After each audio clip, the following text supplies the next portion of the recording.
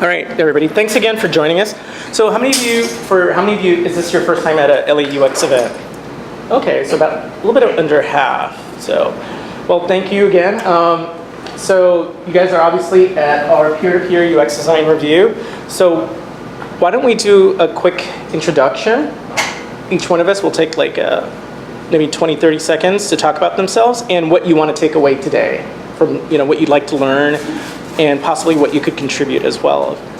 So I'm Noel Saw. I help run the LAUX meetup group. I've been doing it for almost 9 years now. So when we first started, we had under 1,000 members. Now we have 6,100 members. So I've been doing a version of this for the last few years, and our goal is to help our members become better designers and help them out with their career path. And I have my own small agency that I work with. This is a co-working facility called Blank Spaces, so they have a couple locations. They're really nice to host a lot of our events, and yeah, I have my own small agency, and I've worked for clients like Kaiser, I've done Mattel, Red Bull, yeah, Hudson Pacific Properties, so that's what I do. Hey, I'm Matt Spirit. I'm a consultant here, actually at Red Bull, funny enough. Oh, funny. I work for a large firm. But on the side, I'm working on a surprise date night concierge for couples. So I learned about a couple, and for an anniversary, for a job promotion, or just for a usual date, I plan that date for them and make each part of the date a surprise. We'll show you going to cocktail bar, things of that sort. And really what I'm looking to get out of that is, so I put out initial ads, and I come from a background of analytics ads group. And there's a few like bottlenecks in the onboarding, where I need to learn about a couple, I need to get their demographic information, like who they are, I need them to choose the day, and then I need them to pay. And it's a longer process where I need to know what you like and you don't like. It takes a lot of questions. So that's kind of what I'm looking to get out of this and help on that front, and I'll show you guys a little later, I'm sure. And then what I can contribute is pretty good ads and targeting and analytics, so feel free to ask me about that too. Thanks. I'm Andre. I have a background in print and decided to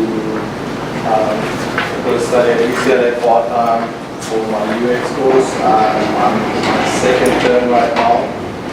I'm just here to learn and observe, and yeah. Oh, I think, yeah, go ahead. Yeah, I'm Shadi. I'm my bachelor's in architecture, but I studied at bootcamp in UCLA Extension at UX/UI. I'm kind of like transitioning to like this new field, which I think is not that new for me, based on my background. And today I would like to show my portfolio and get some feedback.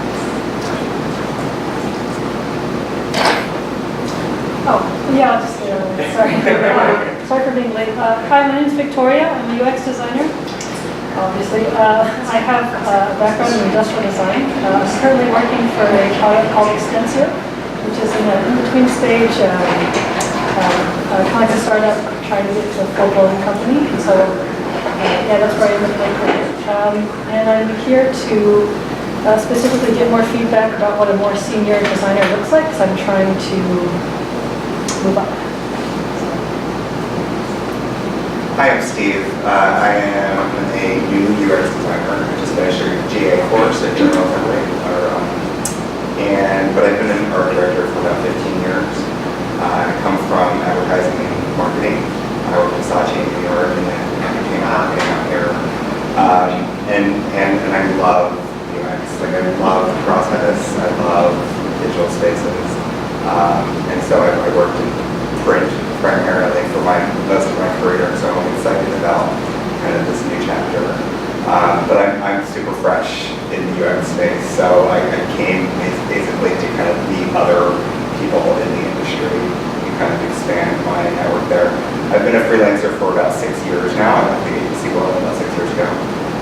But my clients still kind of range from anywhere from tech to entertainment studios. So I'm not a UX designer. I'm an experienced designer, but actually I, in I'm an innovation leader. So I've helped companies launch disruptive products and services for 30 years. And I always had problems with my designers. Every single time. It was like, this year's color, orange is black. This is like bullshit. And I would have, $50 million on the line, and this person was sharing their art school preferences, not solving real customer problems. I was really lucky to work for a company where IDEO had come in and they taught design thinking. But even in business, it's to solve problems purely, not purely on the interface level. And so for the last many years, I've been helping ventures and companies. I established a research and design lab for innovation for Scan Health Plan. I've launched about 5 really strong global award-winning ventures, all because we stopped talking about the thing we were making and looked at how we were changing customers' lives. So I've had, like all of us, an instinctive feel for wanting to help people do better because of the things we design, but nobody talks about this, and that's why I joined the meetup. So luckily I met people like Jan and Noel, and I'm learning the new tools that the young people who come out of school get to learn. I'm so jealous.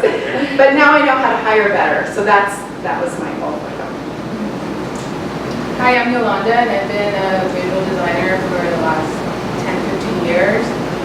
And right now, I was doing a program at UCLA Extension, it's a UX program, but I quit that program because I'm designing my own. So I just did a UX strategist program with Jamie Levy a couple years ago, and I'm doing the interaction. I want to curate my own program. I want to be part of somebody else's program because there's stuff that I want to learn, and for me, it's more strategy. Although I have a huge branding and design background, I think that's the end point, but for me, if the strategy is not right, then nothing's going to work. So it's really hard as a designer to push for a strategy and for you to be able to talk to the business leaders now, because they want to have all these new tool people because they feel like they'll get answers for you. So for me, I'm trying to find a role where I can talk to stakeholders. I don't want to talk to another project manager or, another person in between me and understanding what the real problem is, because everything gets lost in translation all the time. So, and after 10 years, I decided to build my portfolio.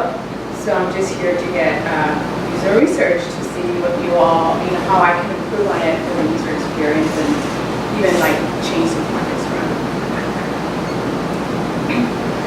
Okay, hi, I'm Jen. I don't know how to do this in 20 seconds.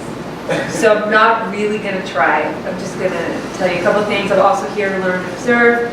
I've been designing for probably 20 years. I didn't go to design school. Ogilvy trained me on the job. So I started back then spending all day in a room with an information architect. So I've always been approaching things that way because I learned on the job, I think, and I didn't. But I've always felt insecure that I didn't have the art school experience. But having managed some people right out of art school, I know what you're sort of talking about too. But no judgment. We're all out there making, doing, whatever. And I'm just here to sort of learn. 10 years ago, I said, when Obama came out, I was like, I'm going to do good in the world and only work with people I love. And so I've been doing a lot of design projects for Tech for Good up in San Francisco for the last 8-10 years, and then I also got my master's in political psychology, which I don't really know. I don't know if I'm gonna do.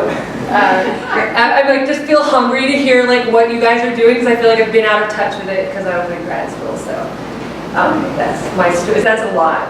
So that's my story there. It's kind of funny. I have a little bit of a similar. So I'm a brand designer, creative director.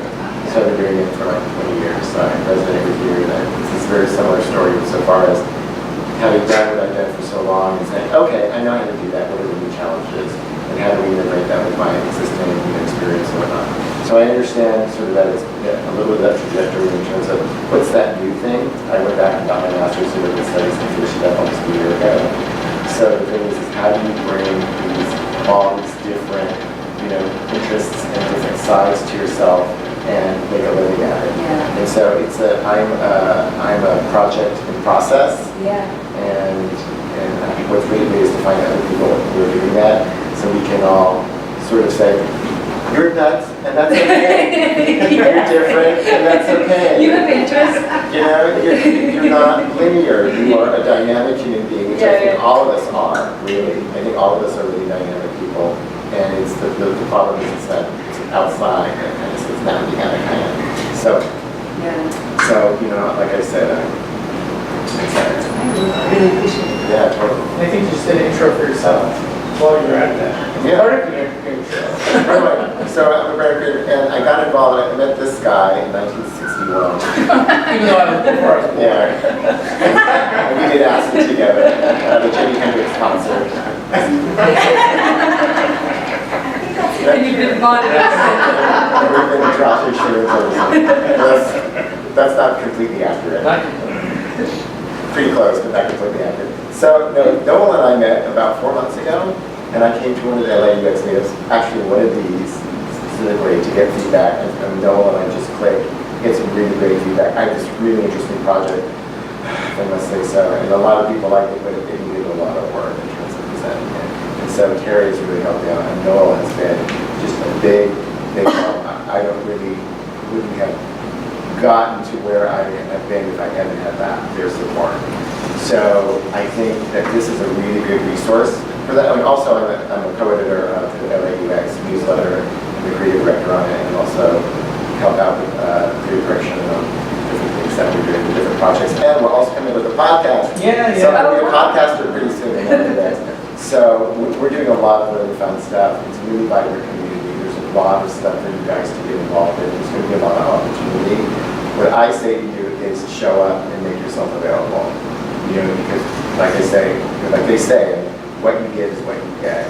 And more. And more, actually, you're right. Actually, you get what you get is what you get. And so my being here and my being part of the community has just been tremendous. And then a lot of really wonderful people like you, really smart people, people to party with. Even though I've never done it. You've never done any drugs together. Okay, we have it. I just busted his balls over here because I can't. So that's it. So anyway, I don't want to take up too much time, but my thing is really get involved. And once you find what it is that you're looking for, eventually you will find what you're looking for, is remember the people who got you there and the communities that brought you there, and always remember to pay it forward. So that's one of the things Noel and I have talked about is when you get to where you want to go, come back to this place and say, I need somebody for a job. You know, and have this be your first resource. Or I have somebody, you know, I have a big project, you know, and I want to give it to somebody in my LAUX group. So that's the other thing is that, and I'm going to finish up this, is that, you know, UX has become very commodified. So you have all these, you know, UX schools pumping out people, and the problem is that it's saturated the job market. So it's even harder now for people with, you may have a lot of experience like me, but it's really hard for you to get a job because, you know, the wages have gone down. I've been talking with recruiters, I've seen entry-level positions getting lower and lower and lower. And if you have a lot of experience, that's actually a good thing because you have more leverage, more experience. But you have to be involved in organizations like this if you're going to move forward. So get involved, you know, however you can, wherever you can, get involved. That's it. I really appreciate it. Hi, I'm Ringo. I'm not a designer. I'm a web developer actually. So the reason why I'm here is because my partner and I, who just got here actually, her name is Natalie. We're currently running a startup, and we barely know anything about design. But the reason why we're here is because we want to learn from people like you guys and ask us advice about design and see where we can go. And personally, I'm also very passionate about design, or interested at least. And so, yeah, that's why I was here part of the team. Those are very basic things. So we can talk more if you want to. Yeah. Your turn. Hi, I'm Matt. I've been doing design and UX for the past 20 years. So just the very different degrees. I have a lot of different types of clients, probably well than 100 different types of clients. I haven't been to an LA UX meetup in a long time. It's hard to get out here, but I saw the Saturday one. I was like, ooh, okay, let's go, and then kind of just reconnect with the UX community on this side of the. Are you on the east side? I'm sorry. Which side of town are you in? I'm in Glendale. Okay. Yeah. See that? Yeah. Oh, traffic was a little fun trying to get out here. Yeah. I was like, Yeah. let's do it. Well, I don't think you'll regret it. No, I know I haven't before, but I'm just glad I could finally make it. Yeah, thank you. Thanks for coming over. So my name is Maria Antonio, and I have I started out doing print, and then I segued, when the internet came around, I segued into doing web design, and did that for quite a few years, and making my websites, but I'm not like a coder, and I'm more, like I did an art degree, so I'm more of a visual person, but I try and learn some code, because I know it's important, but like the past 5 years, I've been doing HTML5 banner ads, and then my client was acquired by another company, so I needed to find something else to do for a living, and so I'm teaching myself like Sketch and Envision and Figma and everything, and I guess what I'm finding it difficult, and I also took a UX class over at UCLA Extension, so I have a lot of like bits and pieces of information and experience, but what I'm finding difficult, and maybe other people can identify, is that making that leap into, because I'd love just to do full-time like UX UI, but it seems like everybody wants you to have 3 years experience on the job doing it. And so I don't know how to get from here to there. And I don't know if other people have that problem. So I've been come to a few of these, and they're like really helpful. And so what I'm just doing is building up my portfolio, and I'm just going to like jump into the deep end and say, look, these are just comps and redesigns, and people do that. There was a gal who was an architect, last time she did that, and she got a job Rachel. at National. Yeah. And she just redesigned an app, I think. That's right? Pandora. She did a redesign of Pandora. Yeah, And it and was for Rachel, and so I think that's the way to go, is just to grade and build up your portfolio. And I think next time I come, I'm going to have something to show. That's great. I'm glad you came back to say. Yeah. So I think we're going to answer maybe some of your questions today, but I think one thing I know it's tough because everybody wants 3 to 5 years of experience, but they don't want to give you that first foot in the door. Right? But there are ways to sort of get around it, and one way is to do sort of speculative redesigns of apps, right? Just to have in your portfolio. The other one is to have your own startup, like you guys. So actually, your turn. Please introduce yourself. Sure. My name is Abby. Hello, everyone. I had a career in finance, so now I'm starting a fintech company here in LA. So what stage are we? Well, we're talking to venture firm. Hopefully, we can get some funding pretty soon. Nice. So we are fingers crossed. Hopefully, expanding our team. We might need a designer or 2, or who knows, right? But we're here today. I'm sorry. This is the place to come to. Yeah, Santa Monica is great. I mean, Silicon Beach, and we actually did our first version of the website. We love to get the most input, and criticism, constructive criticism, welcome. And have a pitch deck, and maybe just love feedback, right? Love input. That's why we're here, and also want to get to know people and people's skill sets. And it's such a steep learning curve being a founder, first-time founder, especially. I tip my toe like a little bit product management, a little bit design, a lot of YouTube. So I figure it's much better to just have that face-to-face, with people. So that's Awesome. here. Well, thank you. All right, so we'll do a quick icebreaker exercise. So why don't we give 2 minutes? So if you guys can get into groups of 3 to 4 people.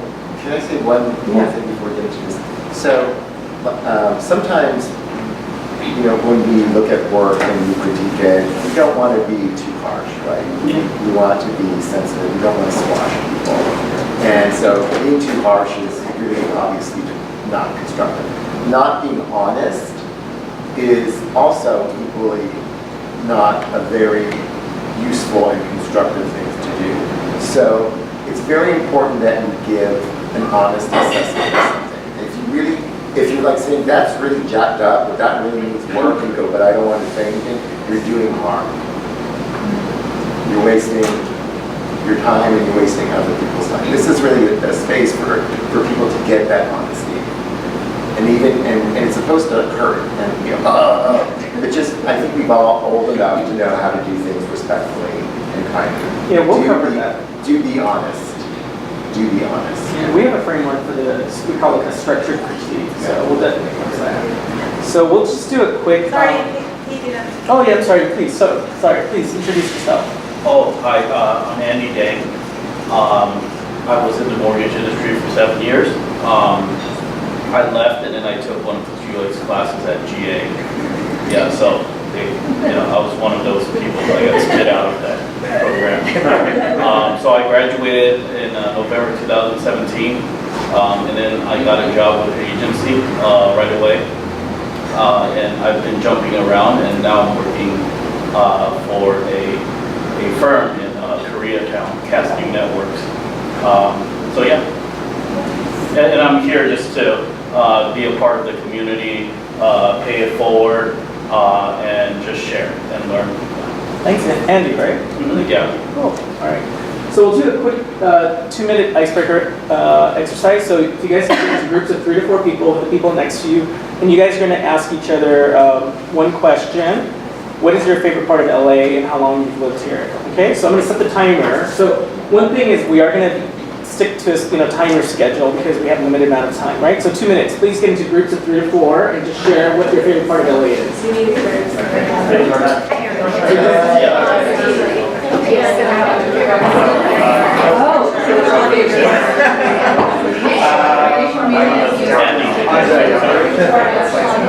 Wow, okay. We'll figure it all out. Okay, so what was the favorite part of LA? Oh, okay.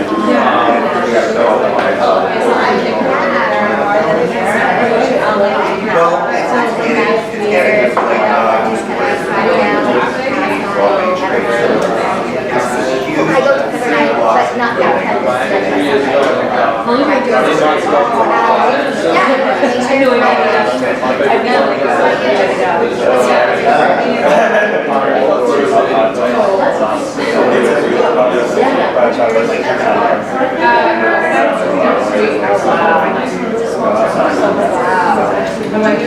I'm living with my USC.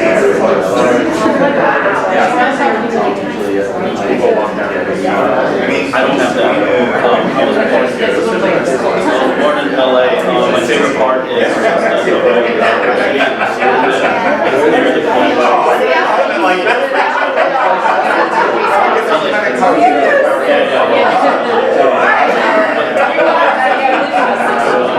think weather is especially since I traveled to other places.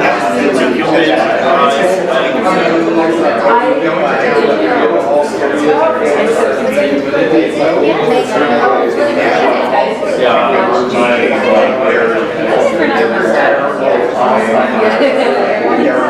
Yeah, and it makes sense to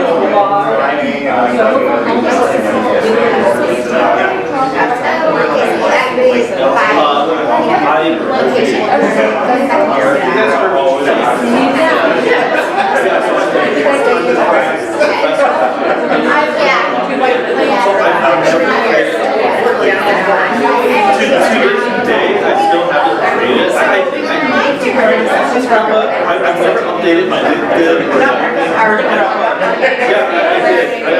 I got You guys will get a chance to look at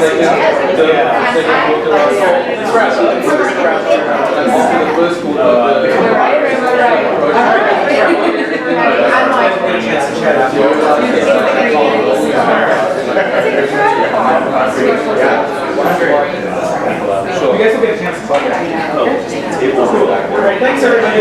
So, did you guys get to know your new friends more? Better? Cool, thank you. Okay, so today we actually have a special presentation, and I don't know, Terry, I'm kind of throwing it into you. Do you want to jump into? So how many of you guys knew we have a little special mini workshop today based on the event description?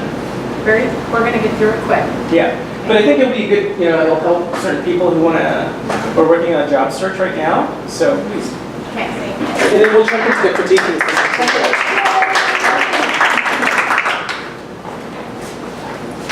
Okay, so this is a preview of the workshop that we're going to be having.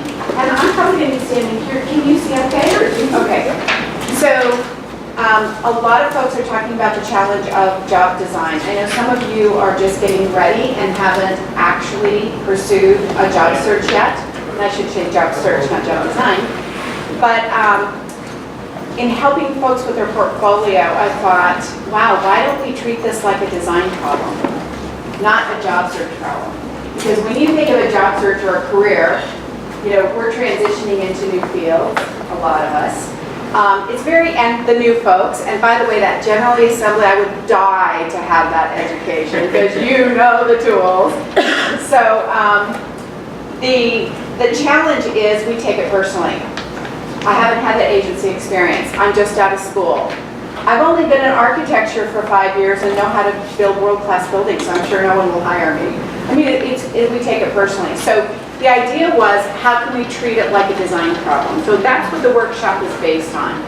So we've talked about in the room already about where each of you are headed. In the workshop, we're going to go into it pretty specifically so we can get you there. Okay?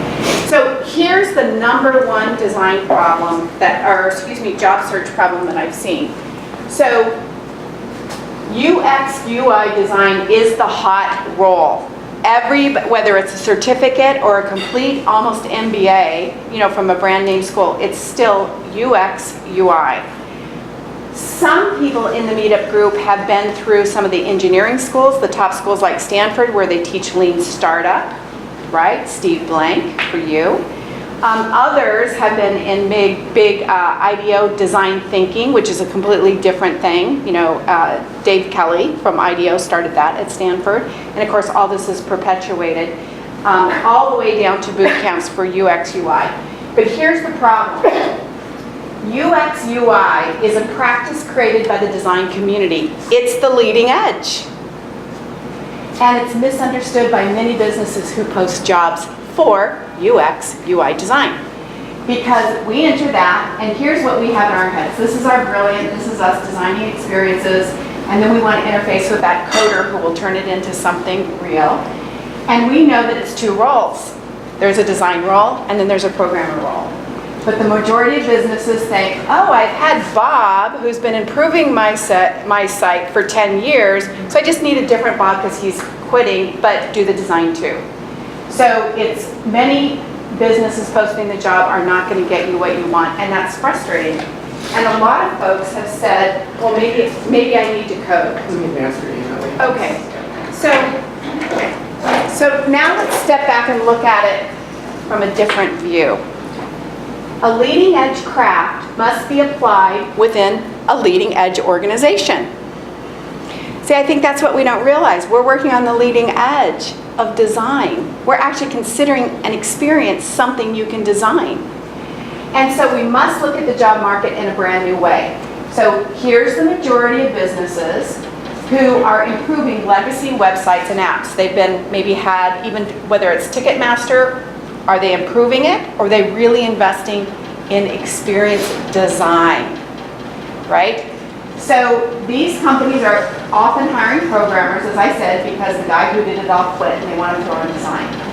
These are companies innovating the customer experience. There are billions of dollars being spent on innovating the customer experience, and there's at least $1 billion being spent in LA. But the key is they're investing in a role to design the new experience, but they don't call it UX, UI design. They may call it user experience design, maybe. They may call it experience design, interaction design, customer experience design, service design, strategic design, and even sometime the insight leader does actually, at BCG Digital Ventures, where they hired the design school guys to do the design, it's the insight person who actually designs the experience. Okay, so they still make room for it, but it's called an insight leader. So, next screen.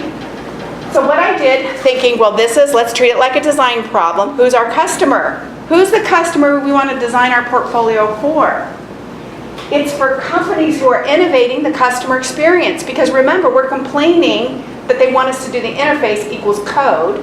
Well, then let's show them a customer experience person and how they can help you innovate your customer experience.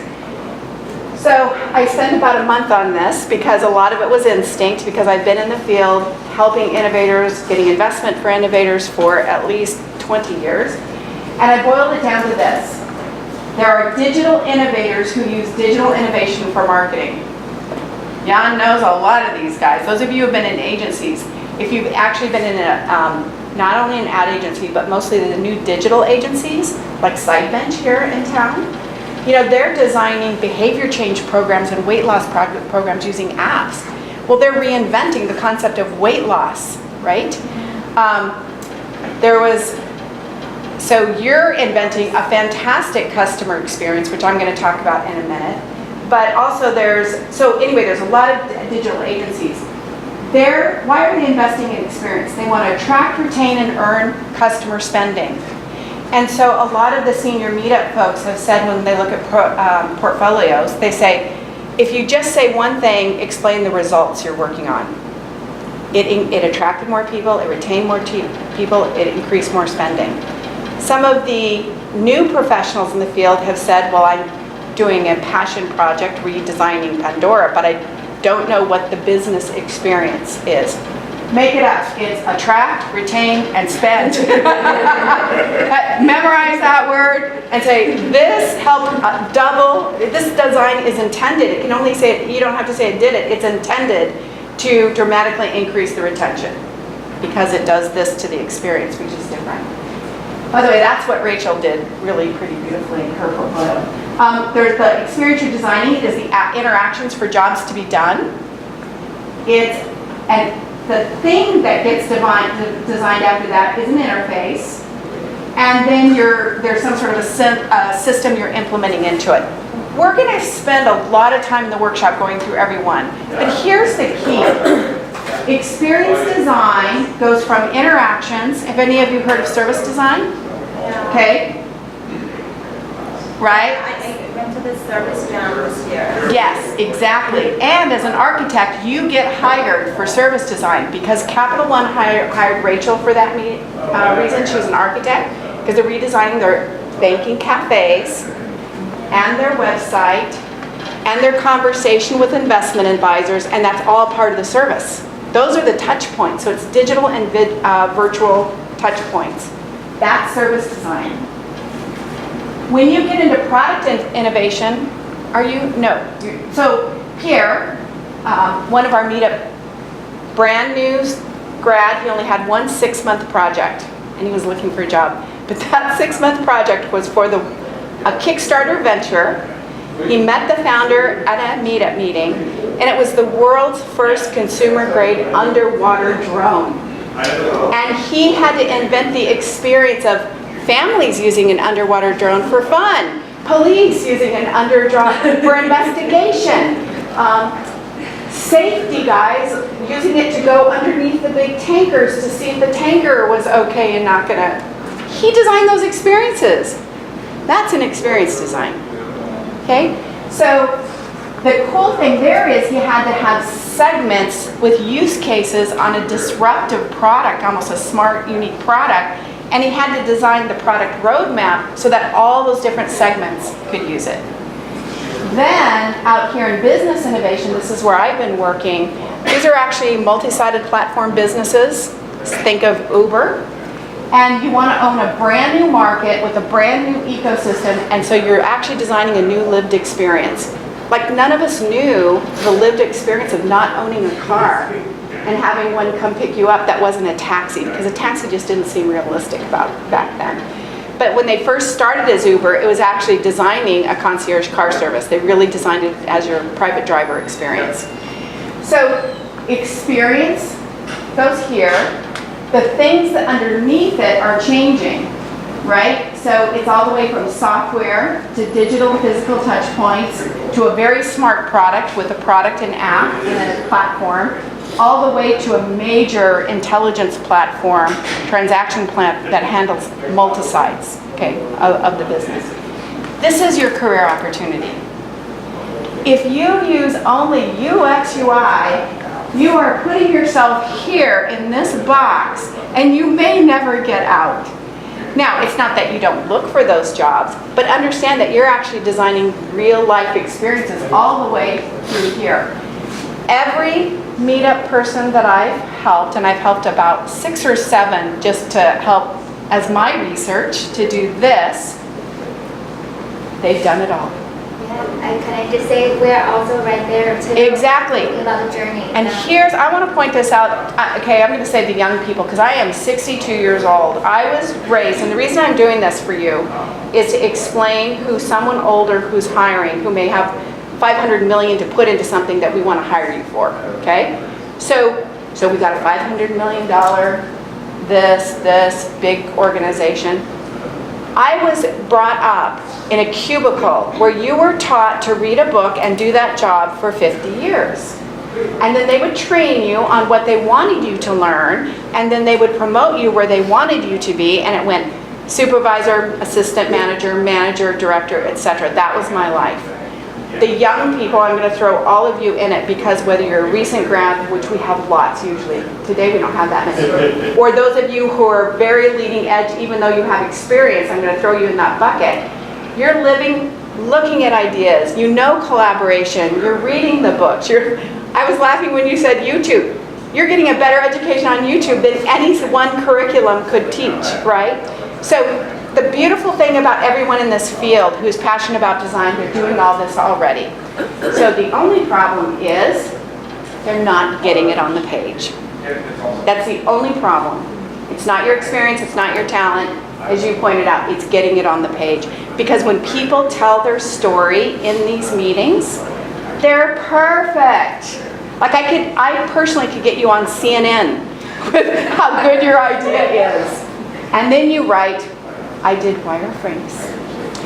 Yes, I did 3 surveys.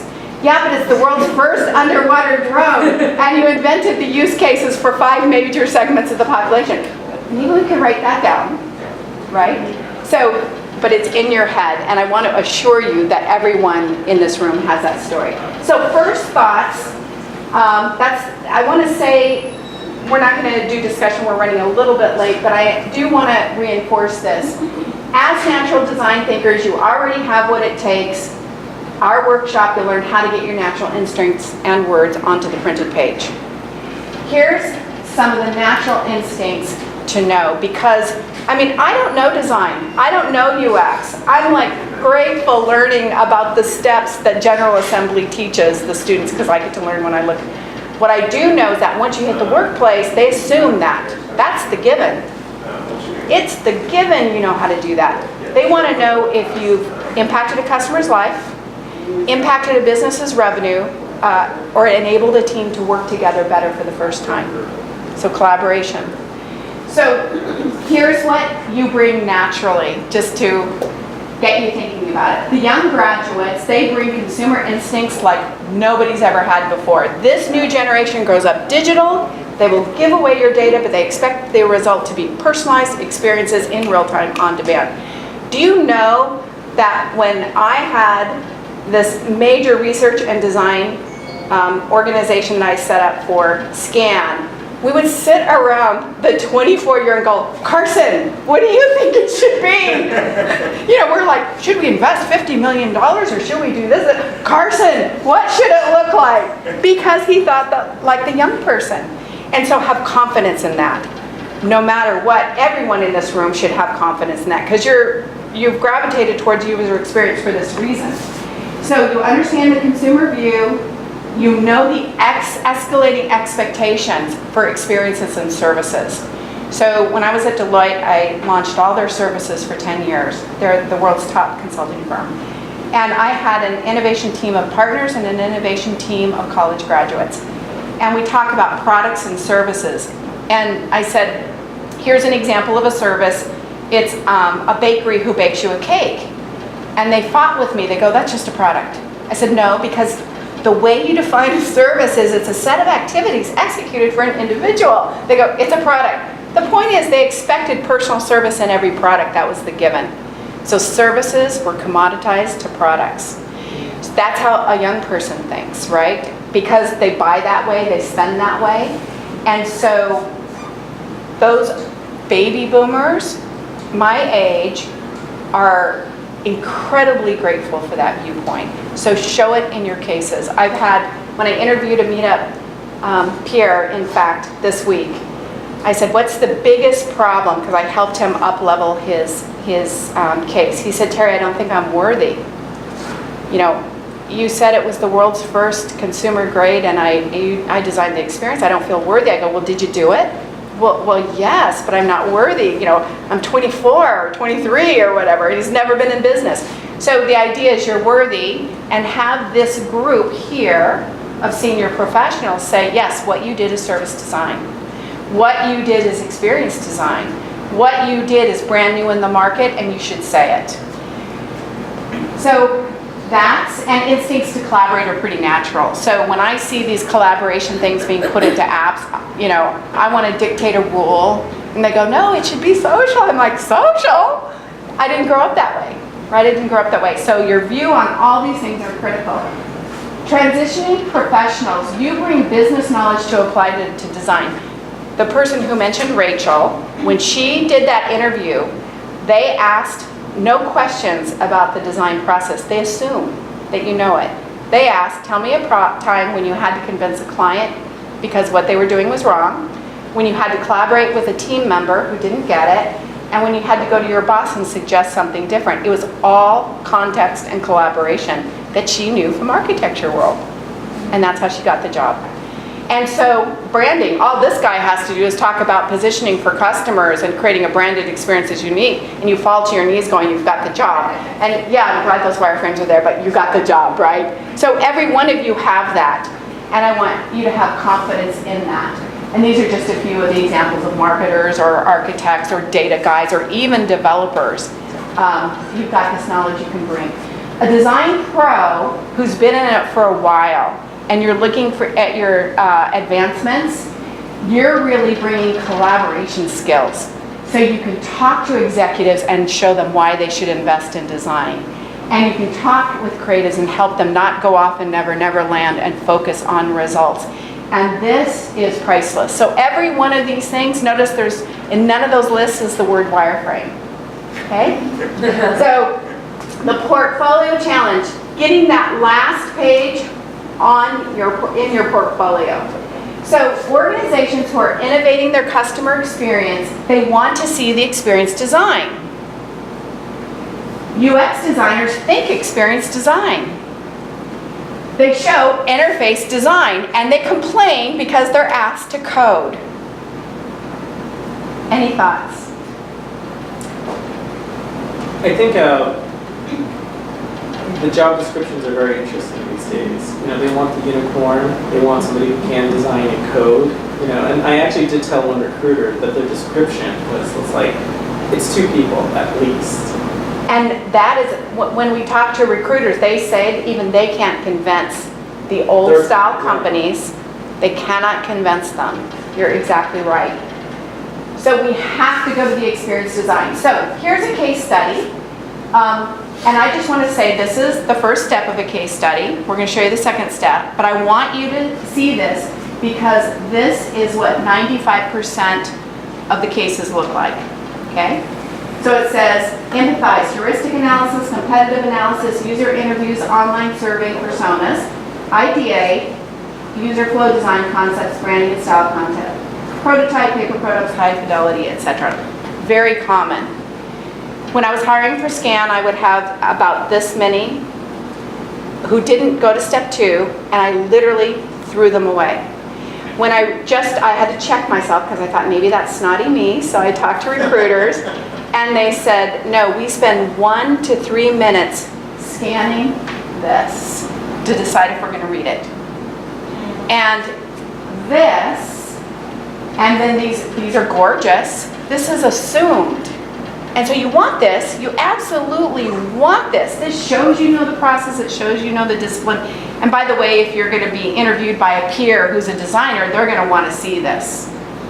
But the hiring guy, go to the next slide, wants to see this. So here you go. Universal access to Metro. It supports the trend of this incredible innovation in urban transit, where whether it's a on-demand ride share for seniors, or it's using Uber to deliver food, or it's metro systems who are rethinking entirely their metro systems, they're all starting to look at the brand new design problem of universal access.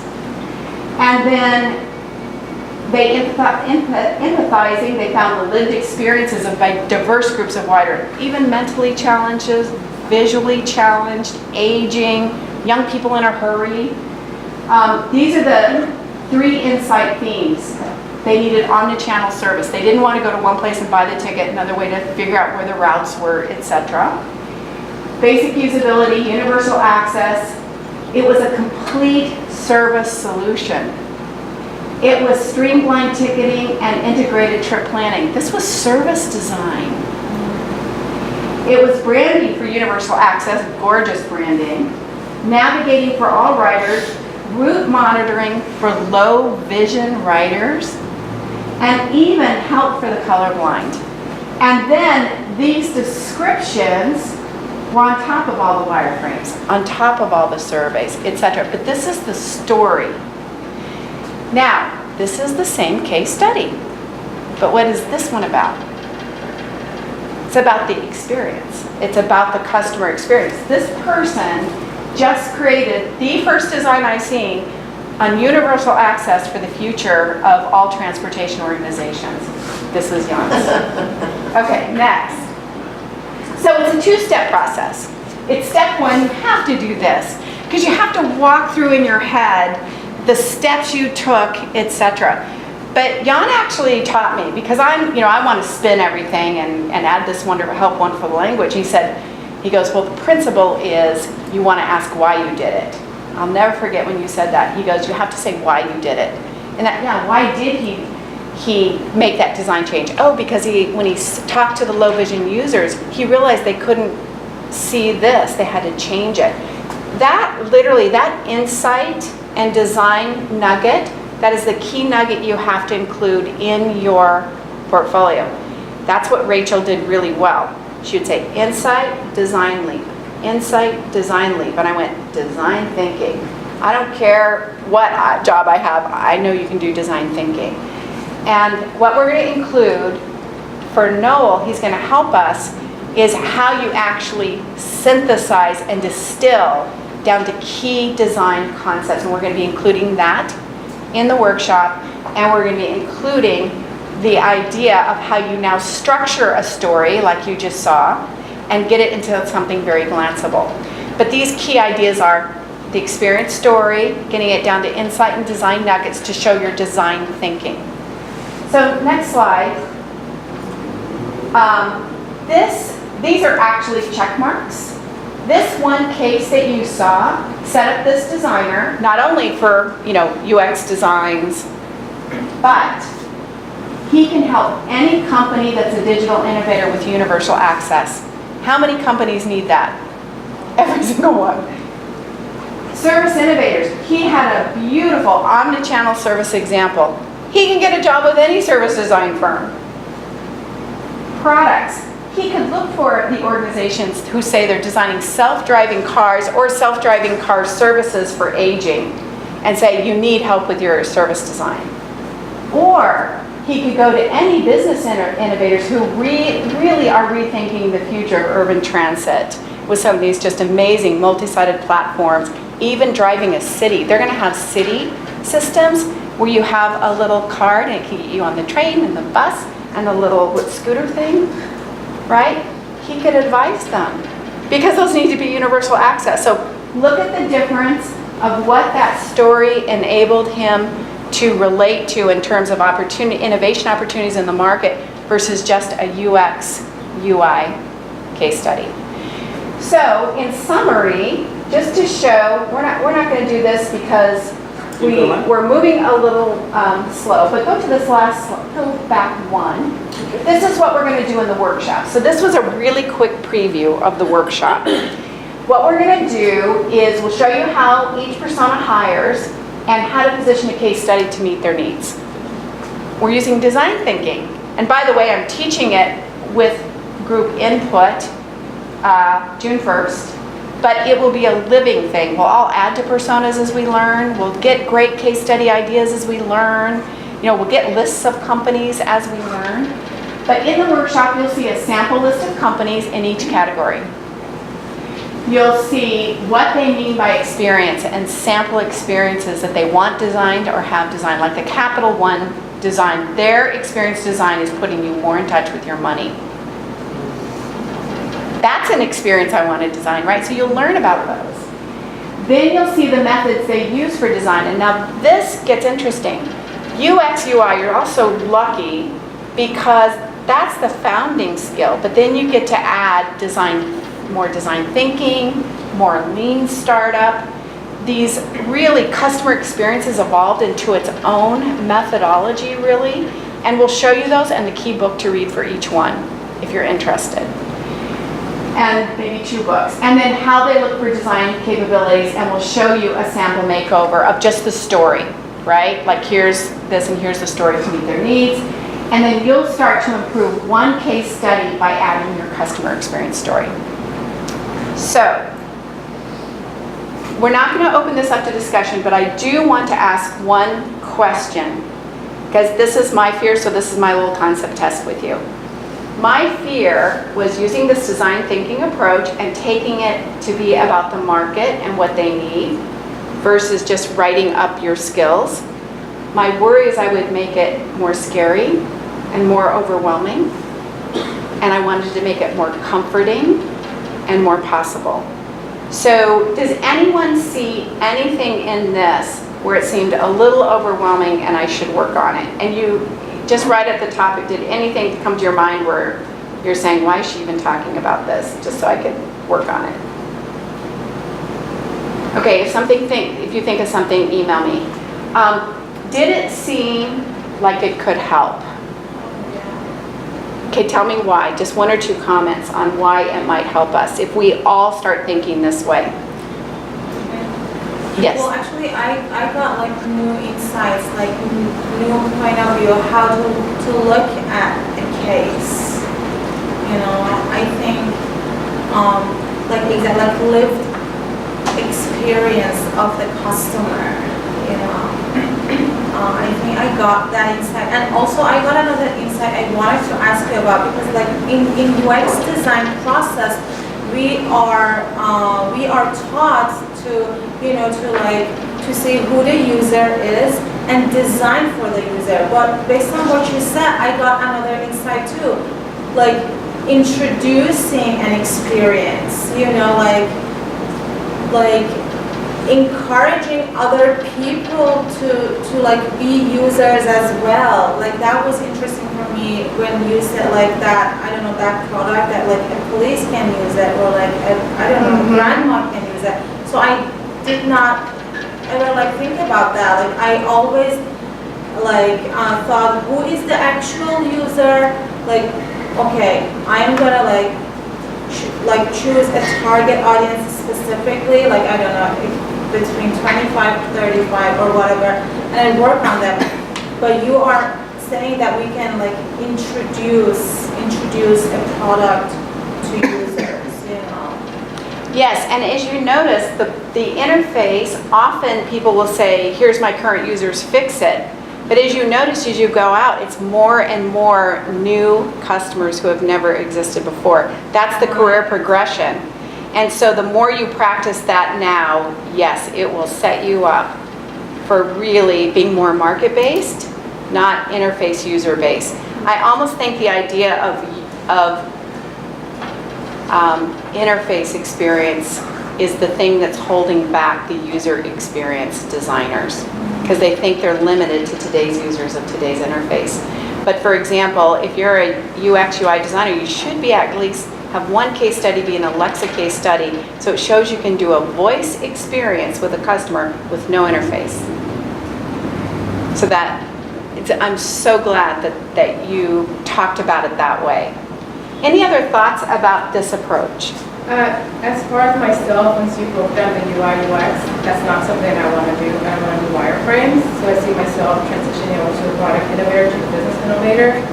But I guess for me, it might be an easier route to get in because I have a design background. So it's harder for me to sell my skills in that area. But now that you're putting it here, it's like, I don't want to be building wireframes. That's not something. Well, to give you an example, Wells Fargo, she has helped introduce experiences to banking customers for how many years? 10. You should help her with her fintech experience. I actually did develop an app. But I didn't, like for me, it was like, I didn't complete the app because I don't want to complete the interface. I did the strategy so somebody else can do that rest. Well, there you go. Good. Because So it just shows the spectrum of what we have to do in our case studies. And with design thinking, you can find the customers who are hiring for But people that. always expect you to design the beautiful UX, UI stuff. Like, Only if you enter the term for a role called UX, UI design. no, but when they review your stuff, they're like, oh, you didn't finish the whole design. I'm like, I don't want to do that. There's Right. people that love to do that. Yes. So, I mean, there are people who position themselves as product designers now or product strategists, right? So, those are new terms in the works, right? So product design, product strategist, And we're going to be talking about those roles. yeah. Yes. Any last thought? Because I'm unclear, so are you going to present a workshop and we're all going to be part of it if we want? You to? could, on June June 1, you 1st. can sign up, and it's going to be half day workshop. It's on the meetup group, we just haven't Yeah. announced it, so there's Okay. actually an event, if you scroll in the future, you'll see, you can actually sign up Okay. now. Yeah, I'll it's- be here. And you're going to come up with a product that we're all going to work on? No, it's for your own case study. You bring your case study, and then we'll help you decide where you want to work and what you have to do to change your case study to appeal to them.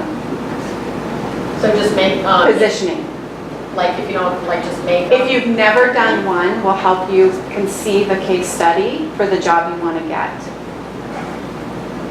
Do you have a case study? No. Okay, we'll help you But think of I a case guess study. a case study as far as, I mean, I've done case studies like, I took a UX class and, It's a portfolio case study. Like a It's product. what you put in your portfolio, and you'll see some of those today. Okay. Yeah, I think some people are going to show their case study. Can I just mention? Yes. You go ahead. Oh, shit. Sorry, I was just gonna say, I made my first creative portfolio 20 years ago, right? And it's like, it had always been about putting the final product, and that's what they want to see. But so much so, more so, even in visual design, like, we want to see the process. Like, what was Yes. the thinking that got you there? And so I just started putting together my first UX project in my portfolio. And so coming at it from kind of this idea, and this is even more so, it's just so like, oh, that makes so much sense. Oh, good. Like, this is about design thinking. That's not the so much key. about the Can you define for us design thinking versus those of us who get confused with visual beauty? Well, I think I was almost saying this earlier to Yolanda, like, it's about the process, the 10% about the final product, but how did you get to the solution? What was the thinking involved to get you to there? Good.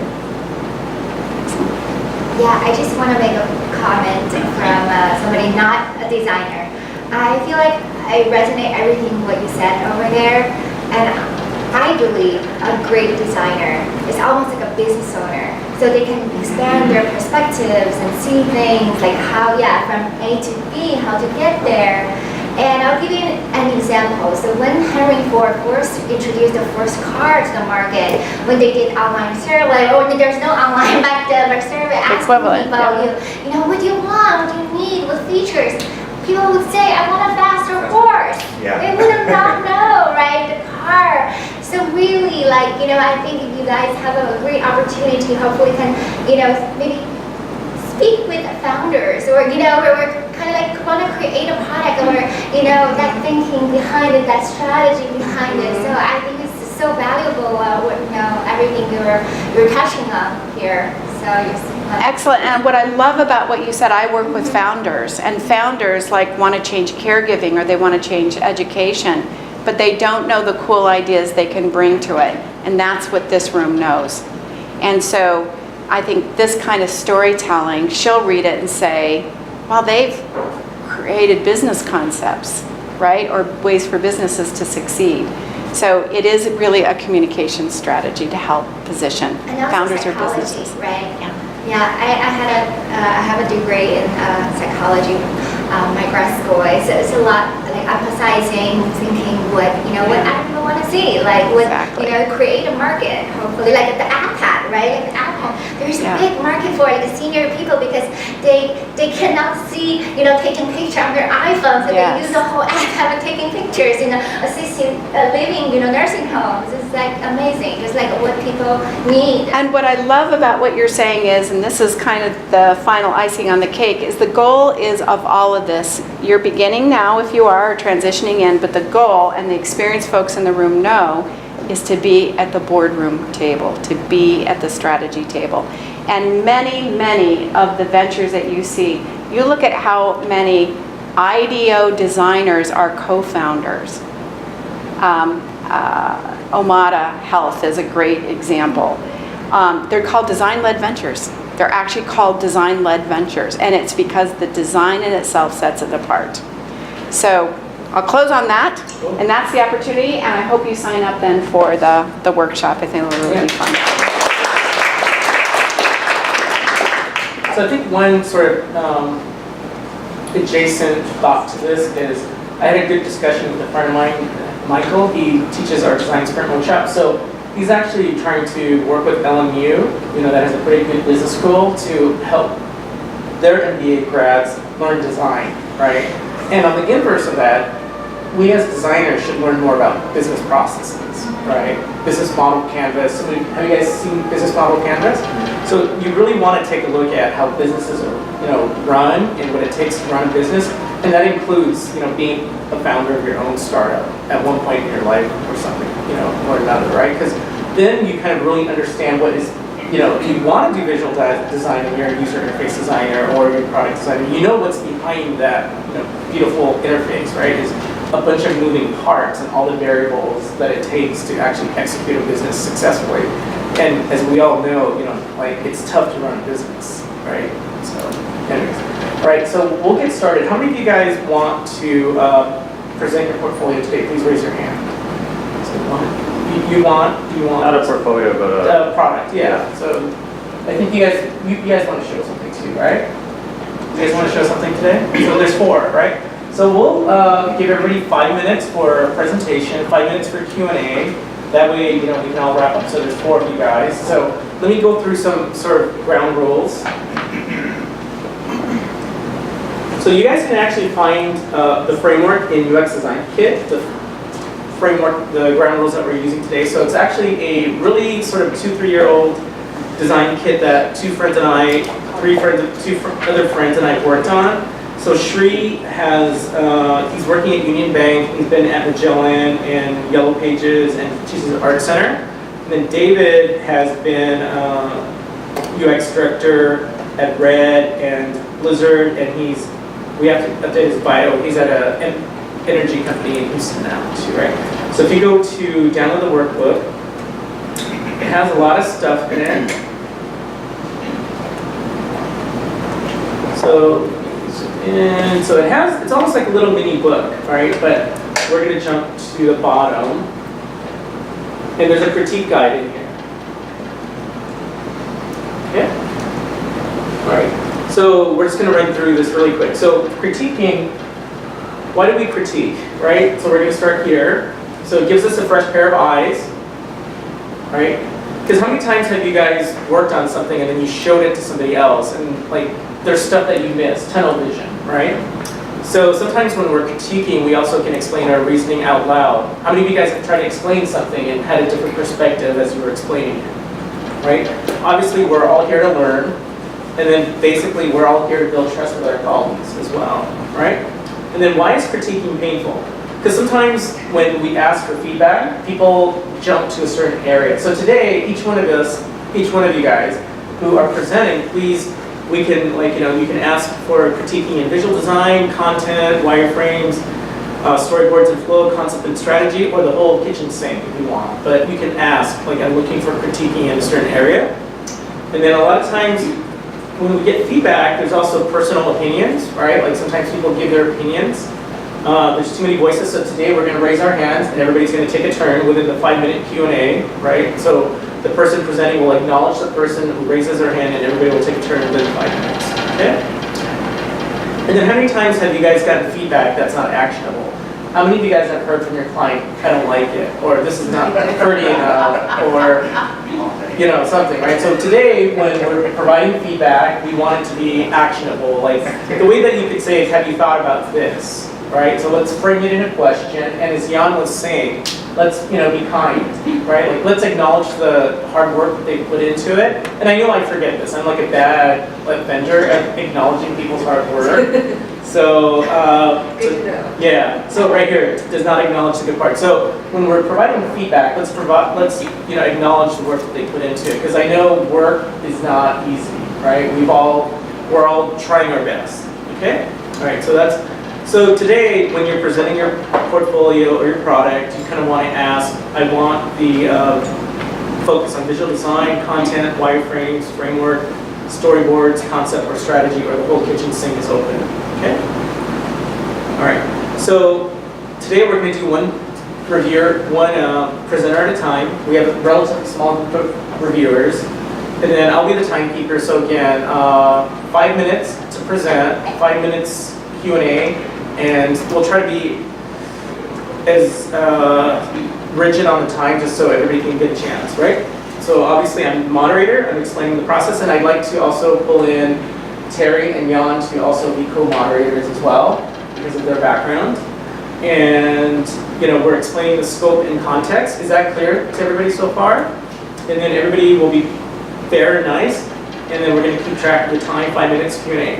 So the reviewer's job, so basically whoever's providing feedback, as much as you can, you know, frame it as a question instead of a comment, right? Put yourself in the user's shoes. So we as designers, we have to be empathetic, right? So we should practice what we preach. And then allow others to speak, raise your hand. And then we do have a Slack group. So it's called leuxmeetup.com/Slack. And within that we have job search support. So that is sort of the area that you guys can help each other. I think we might have a peer-to-peer design review channel as well. Sorry, I don't have that ready. So I guess that's the other thing is if you guys want to keep in touch with each other, we have our Slack group, leuxmeetup.com/Slack. Okay. And then whoever's ready to present, please get your URL ready or your laptop ready. And then know the audience. So you guys have actually done the icebreaker, right? So you guys get to know each other to a certain extent in a short amount of time as possible. And then obviously we're here to provide value to each other, okay? And then today we're gonna listen without judgment, and then you guys can all, of course, take notes for yourself, okay? Does anybody have, actually we do have a critique. Here it is. All right, so join our Slack channel, leuxmeetup.com/Slack, and then there is a peer-to-peer channel as well, okay? And then we have a couple of things, but you know, like when you're presenting your work, how finished is the work? What type of feedback would be helpful? And what problems are you already aware of? And what your constraints are, right? And then sometimes you also want to provide who's this for? And then when do users see it? And what do you want users to accomplish? And is this part of the larger system or solution? All right? So any questions? Okay, who wants to go first? Oh, Actually, is it possible we can dim the light in the front so that it's easier to see the... Yeah, let me, I think it's on the wall. Board. All right. So you guys get your URLs ready. Is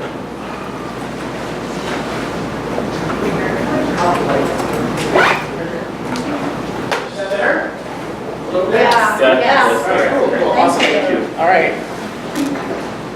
All right, who wants to go first? I can go first. All right, you want to go first? Okay, you want to put up your URL? Yeah, datewithwin.com. All right, so you can type it in.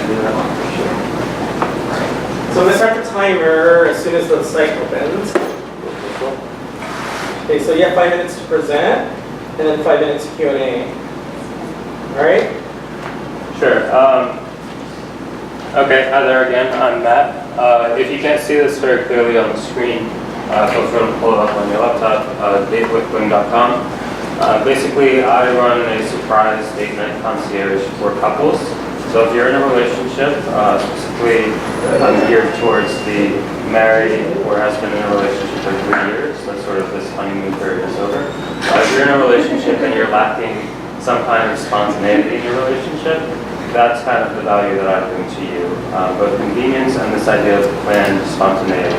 You and your loved one can't plan a date and have it be spontaneous unless like you do something afterwards outside of the plan, but I can. I can create that oxymoron and make it a fit. So I'll run you through the site and talk through it as I go through. I used to have a call to action here that said take the quiz or get started. I removed that because I saw when people came from ads, they immediately clicked on that button without understanding how it works or really what's the price. So I removed that and fixed a few other things. For anybody who's working on a product, there's a tool called Hotjar, which basically allows you to have a video session replay of what your user is exactly doing on the site, not just heat maps, they do that as well, but you can actually have a video replay. So I'm in a few cities. This is mostly for social proof, this idea of like, oh, we're the shit, you should sign up now, other people are doing it. But I've had dates in Chicago and the west side of LA, not in New York yet, but it's on there just because. Basically, we learn about a relationship through a survey. You select the day, you select the kind of atmosphere that you're looking for, and then we book it. So far we've done anniversary dates and usual casual dates, but it can come in any form. So certain things like many of my dates have been Airbnb experiences where I book that for you. I don't tell you what's going on, but here's sort of how it works. Take a survey, choose a night and pay. Get ready, we give you the need to know. A lot of women and men out there like to know if they should be wearing heels if they're going for a hike. Probably not, so we give you the need to know details. And then you have a date night concierge on your side throughout the night virtually, who's there just in case something's going poorly. We have a plan B in play. And then if we're into what surprises, 2 to 3 activities during the night for it. So a little review, this was on the cheaper side where we sent someone to a So Far Sounds, if you've heard of that. Also an awesome product out there. It's a surprise intimate concert that's in 400 cities. So I have a few packages and it starts low. I am kind of debating whether I should go just for the luxury where it's more high touch, private driver, champagne in the car, Michelin star restaurant, things of that sort. But unfortunately, I haven't met anybody in this area quite yet who wants to spend $2-3 grand on a date. And then finally, some marketing automation. If you aren't ready, you can sign up for the newsletter and still get free date ideas. So if we click on one of the call to actions, right now it's very strapped together. While I come from a development background as well, I figured might as well use Typeform, a survey tool, and put it in the website as opposed to creating something from scratch. It's sort of a lean mentality. So they ask you a few questions. I used to ask you straight up, what's your name, relationship details, age, that kind of stuff up front. But I figured a better approach is to ask people more fun questions before we get into the demographic stuff or the logistics stuff. So you answer, okay, how do you like to dress? Maybe choose an option. Which type of shows do you like? Things of that sort. You're better than it. Oh, I do? Yeah. All right, so a lot of questions. And this is really where the bottleneck is. I ask you a ton of things, and it's like way too much. So then after this, I send you another survey, which actually has you pick a day and pay. So there's a lot of steps, and I want to reduce those steps of onboarding into an easier process or advise the user that like, if you want me to plan a good day for you, I need to understand your relationship, and you need to take 20 minutes on the survey. So that's that, or 15 minutes. I don't think it would take me 20 minutes to do 18 questions. But it wouldn't. That's right. Let's say 5-10 minutes. But even then, a lot of people want to. You want to start at 5 minutes. Cool. So any questions, comments, clarifications? Well, I think like if, for me, if I wanted to like visit your website, I would rather to be asked one question at a time and like know how many questions I'm going to respond, but like not seeing a long list. You know, that's like what I do, or like I see my peers do, like we see long lists and we just don't do it. But like if it's, you know, if it's like that, like next, answering this and next, like I've been just like deceived to respond to those like surveys or stuff. Okay, that's really interesting. So I do my taxes on TurboTax. I actually don't mind doing it so much because they make it fun. They literally answering the questions. I was like, this is in fact the user experience. This is incredible. So it tells a narrative and a story that says like, that was great, or you're on your way, or wait a second, you think about this, and it has a little cartoon on it. So it's engaging. It isn't just this dry, clickable thing. It's creating an experience and mood. And I thought if you can make taxes kind of delightful, then you're really doing something right. So what I would suggest to you, I think might be a useful exercise, buy TurboTax and go through it and do your taxes on TurboTax.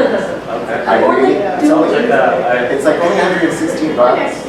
Right? Yeah. But that could be like 116 bucks. That could just be totally worth it. That's what comes to mind. That's my feedback. Oh, she was before. Yeah. A couple comments. I work for companies that move the subscriptions and the algorithms and stuff like that. And just a few things that worked for these sites. Put the small quote above the fold. Okay, because people love quotes, you know, like I love blah blah blah. Yeah, like the very first thing that you see. Yeah, that but smaller. Like people don't like to read. The other thing that they would do is like 20% off your first experience, like that. Like we always had to do that, like grab everybody. And the other comment I had was maybe you want to think about partnering with like a matchmaker service in LA, like. There's like some high-end, like people pay a lot of money. Because I could see this, like, you know, you could work with, I don't know who it is. I see ads for it. You know, people who pay a lot of money to, you know. But something like this would be a lot of fun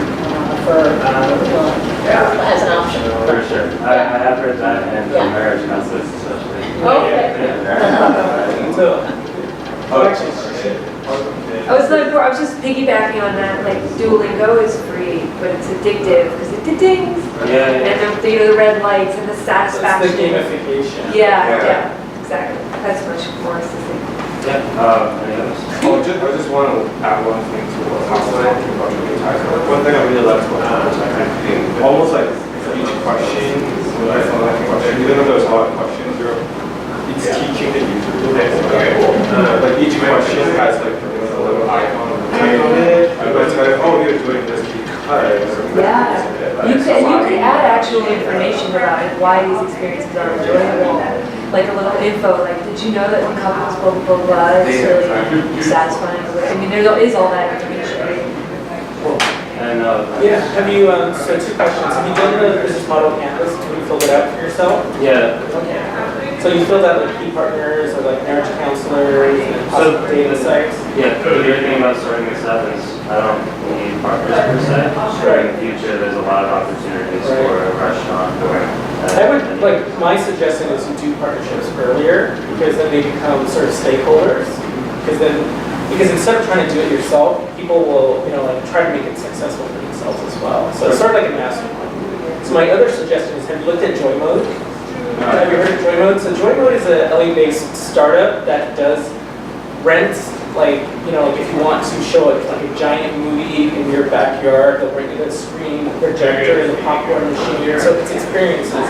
So they're selling experiences instead of, you know, like doodads or stuff like that. So they've been around for almost 2 years, and I would definitely look at how they do their, you know, like, be inspired by them. Cool. I'll join that. Yeah. Thanks. Any others? The Joy Mode, they have an interesting quiz experience. Yeah, that's what I get to check out what TurboTax is doing with you guys. So one more question.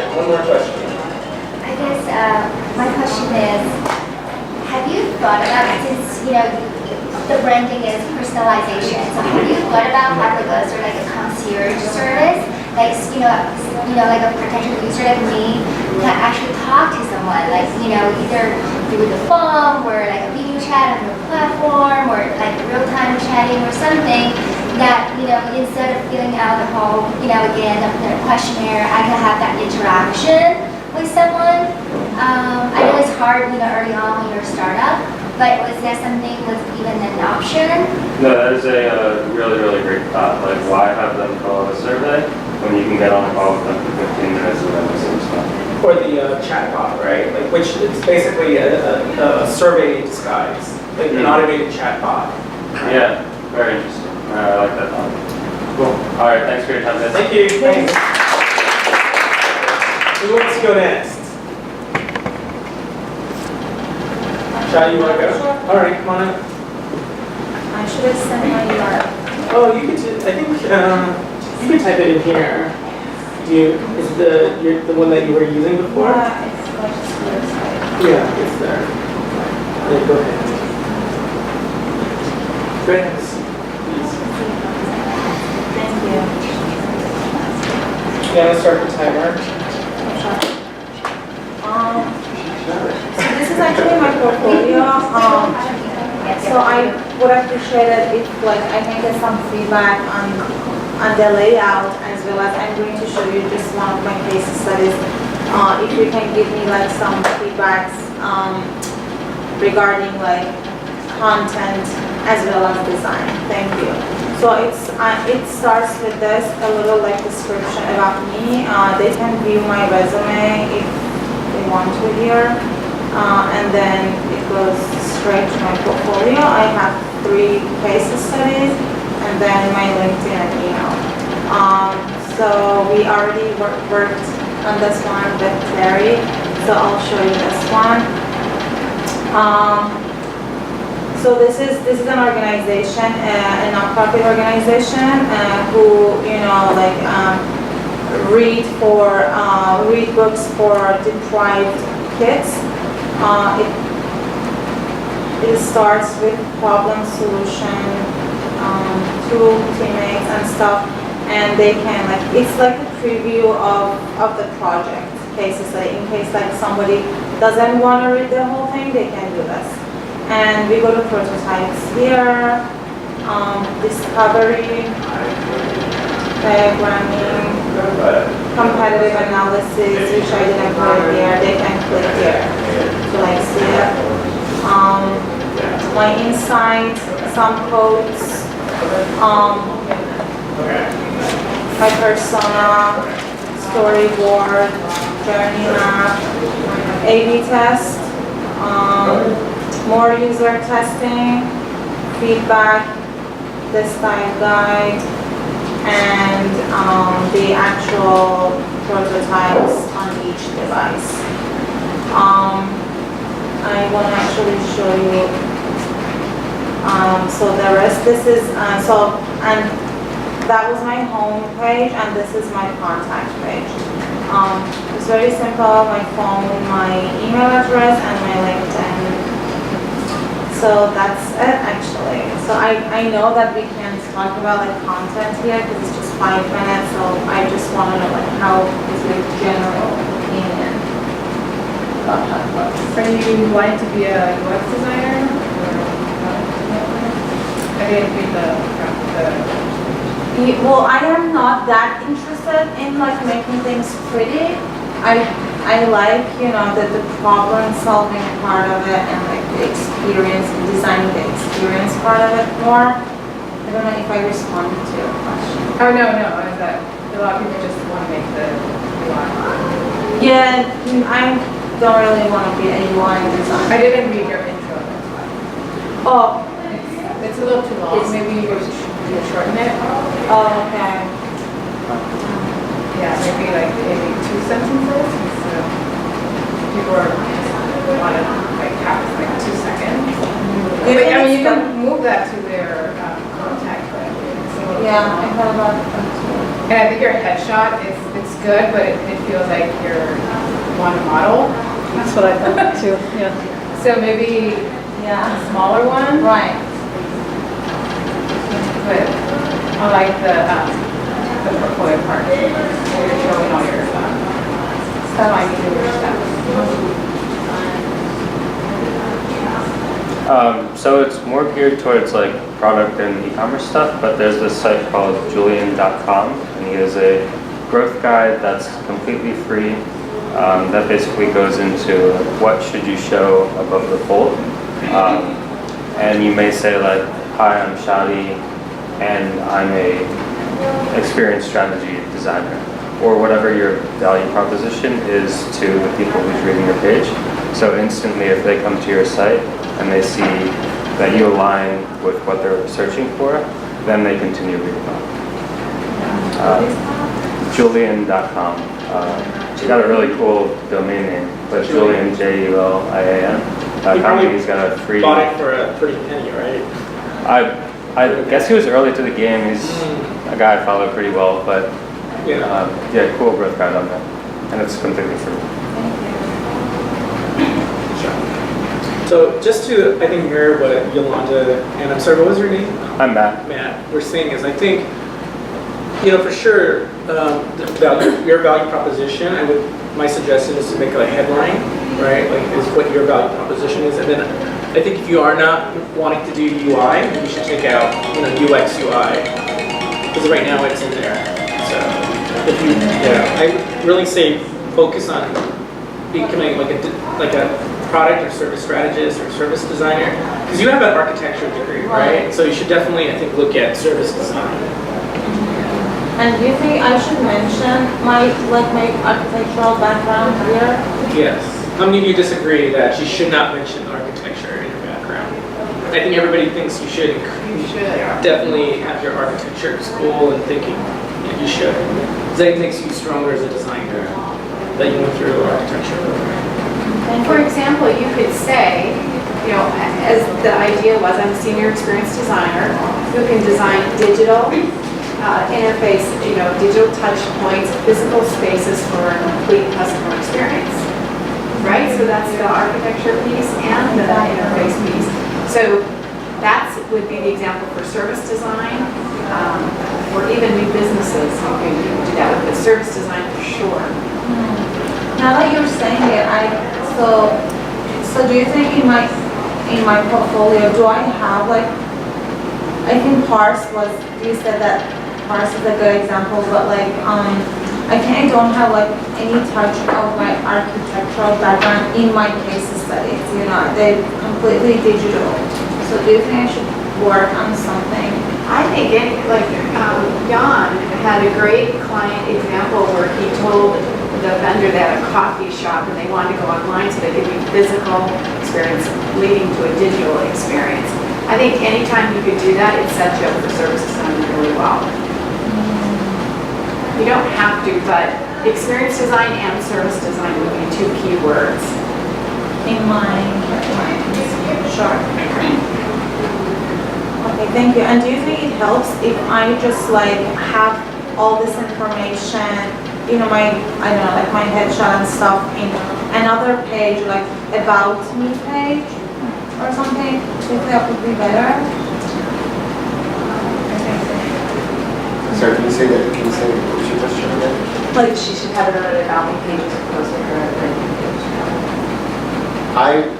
I would not put my picture straight front and forward on this. I would probably try and put a picture that encapsulates sort of what it is that the clear that you can be about where it is that you want to do. So your image reflects what your copy says. So you have to get that main theme or idea about what you're going to say within that opening paragraph. So if it's an experienced designer, so then your big picture might be people talking or people or some sort of transaction or whatever it is that text is going to explain that picture. So before I even say do this picture, get your what we were talking about earlier, form follows function. Right. So once you get your messaging down, once you get your copy down, it's all going to start to make sense. Oh, okay, I should do pictures of this. You know, I should start to utilize these elements to articulate these ideas. Does that make sense? I'm very inclined to agree with him, and I've also seen in my research of top experienced designers and stuff that they do this thing that has always seemed really weird to me, but at the very top it is like a small header before all the content. They'll have a picture of themselves with their title, their objective, right, like their tagline. I wish that I could rattle off the links for you so you could see them, but it's a much smaller, it's not like a whole page, it's just very much like at the top and then boom, work, case studies, you know. But if you look around, if you really are attached to it, you can see how they're doing it.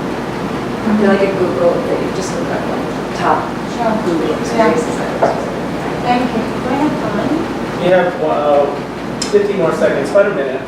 Shall I have a question for you after you're done. When you're done, I'm going to show you some people that I really like. Some portfolios. So I have some feedback. So, like in your design process, were you designing this directly into Squarespace, or Sketch, or hand drawing, or you just entered it directly into Squarespace?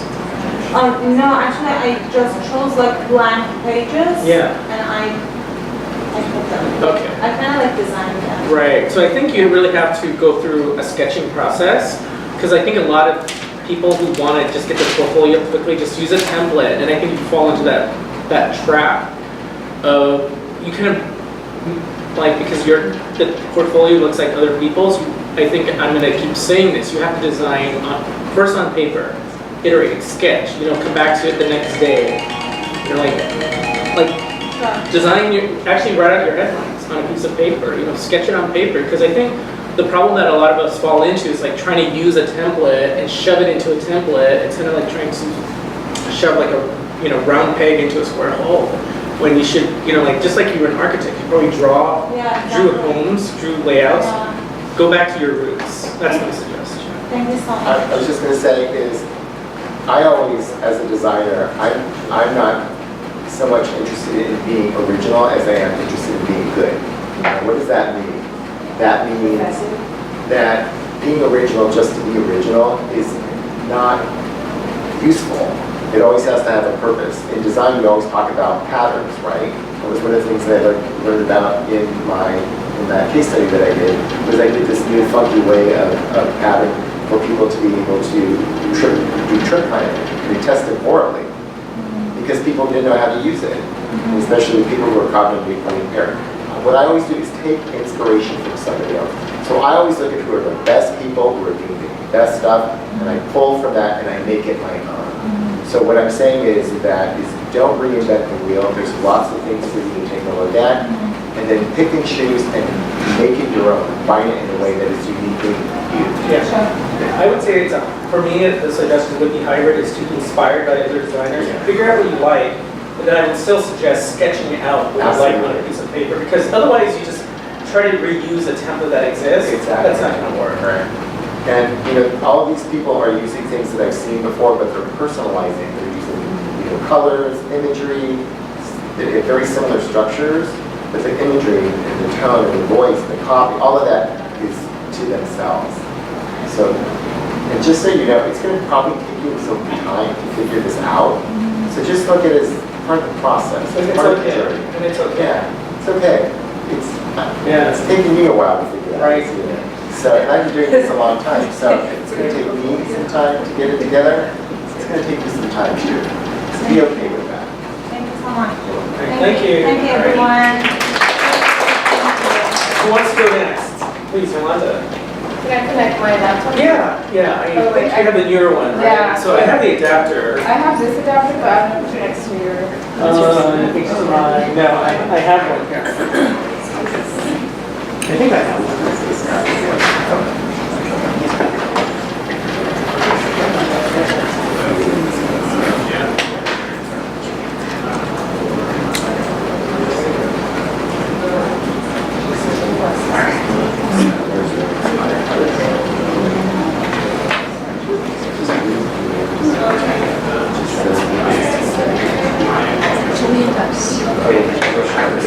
That's it. Super. It's very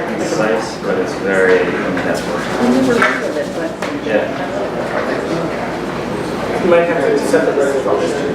Right, do that. It's like- So go to your system preferences. Go to displays. So it's not recognizing it for some reason. I mean, I can do my website, set up. Okay. Okay, there we go. So you want to go to that. Wait, no. Then you don't want to touch that. Can we try it?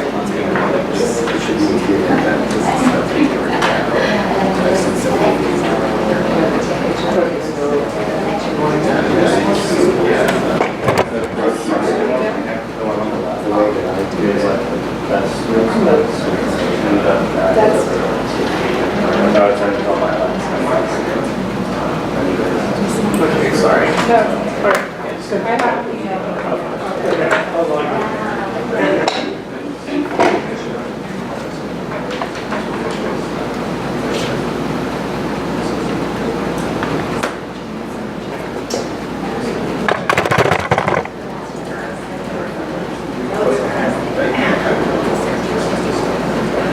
There you go. All right, guys. Let's give Yolanda her attention, please. So my name's Yolanda, and I'm transitioning careers from just being a visual designer to more product designer. And so I built my website the last couple of weeks. It took a couple weeks from work. I started building my website in WordPress because I need to customize everything. So it's taken me a long time just to do the branding and just to do my messaging. So this is where I'm at. And I really had to cut copy because I need to get, like people were telling me, you need to get to the point. So for me, it's I want to be a customer experience advocate, a key employer, and a big picture strategist. But also, since I'm more of a visual designer, I put in my visual design in here because I also want to show people that I know the design stuff. But I'm more interested in putting a lot of my case studies. And so this is how my website, just average website, and then this is my experiences. I made it simple. And then my CTAs, I want to help people develop digital products or services. That's what I want to do. So this is what I have on here. But for me, it's been quite challenging because I've been doing case studies, and it's really hard for me to put it in here because some of them are like 40 pages long. And so just picking out stuff that are key to it, it's been quite challenging designing in here. But this is one of my key products that I devised. So this is actually like 40 pages long, where I develop a digital product that is, a lot of people buy supplements, but you don't know what's in them. There's a lot of harmful chemicals in there, and a lot of them don't work. So I developed this case study where I developed the product, but I did a lot of the research beforehand, and I did a lot of research testing, and just it's not working here, but I just put key phrases in here, like key slides.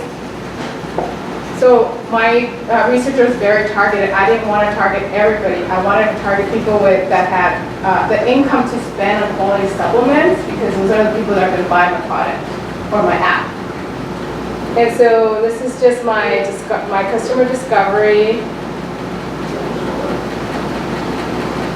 and all the research that I did just to develop questions to ask somebody before I interview them, because I want to know if you're the right person to interview, because if you're not, I'm not going to waste your time, and I'm not going to waste my time. I need the key people that I want to question and interview. Here's some of the stuff that I asked. But there's others, there's actually 40-something pages, so I had to just take key stuff in here. So this is my who I thought I was going to target, and you can't see it, but once I started talking to my customers, I realized that I had to change my personas.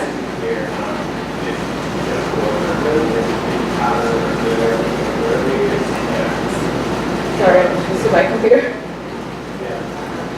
Yeah, I had to right-click enable, so that's a little help. Sorry. So I did do a research. My finding was small because I didn't have a lot of time to spend, but my value proposition is I want to make it easy for people to find supplements and help you do the research and make you like choose the right product that's going to be for you, not something that you're going to toss away. But I also have to find a way for myself to make money. How do I make money off of that app? You know, just can't launch an app and think people are going to use it, but there's no way for me to make money off of it. So into my research, it was something I had to do. But the first thing is I had to build an interface where I actually built an MVP product, where I looked at everything I did and I took aspects of everybody's product to build mine. So it's just some of the companies that I researched and what I could take away and put it into my app. And I studied the marketplace. So these are the 3 experiences that I want people to have when they use my app. And then that's my storyboard. Yeah. What I want people to do. Yeah. Some more of my storyboarding. And then my recruitment strategy, I'm going to recruit people to try out my app because you don't just want to launch an app and nobody's going to use it. So I have to build my strategy of how I'm going to entice people to meet me and where they're going to meet me. And then how I'm going to set up my interviews. And then I set up questions. And then as I start showing them my interface, there's questions that I need to ask to see, like, is this screen something that you would use, or how could I improve on it? So the next 5 minutes. And then at each screen, I'm asking people questions. And I just keep asking people about each screen. And then I want to know if people are going to use my app. Should I even develop it? Should I spend time, or should I pivot? So this is something that, I'm taking into my research. Again, I have like 40-something pages where I actually built a landing page, and I did my Facebook advertising to target people to see if people are actually going to, use the product. And so that's what I want to do. I don't want to develop interfaces. So, for me, it's kind of condensing all this research I have into my portfolio. Can you go back to your very first page? For the interview or my website? Where this all started. The case study? Yeah. Okay.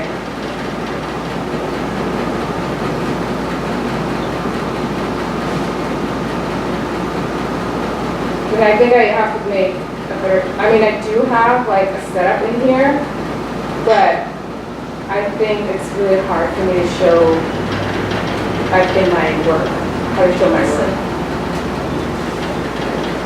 So this is how I'm opening up my presentation here, which might not be the best. So somewhere like here, should you say that it's an app that you're developing? I do have it in my entire presentation, but I can't show it on this here, but I have 40-something pages of it. Yeah. But I just need help condensing to maybe like 6 or 7 slides. Go ahead. Sure. So with this, is the goal, is this a case study about like the job that you seek and what you've done in the past? Or is it for the app itself? I think for me, it's helping people develop apps for just an MVP product, because like you might have spent so much money, but if you don't do your user testing and just prove that, people are going to use it, then you don't want to spend all that money developing a product that nobody's going to use. This came from PowerPoint though, right? Yeah, Keynote.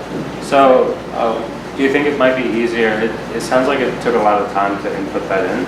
And it's the user experience of tapping each slide isn't as easy as it could be if they just downloaded your Keynote file. Do you think having a link there that they can download and do it outside might make their experience a little better, and then they can come back to you?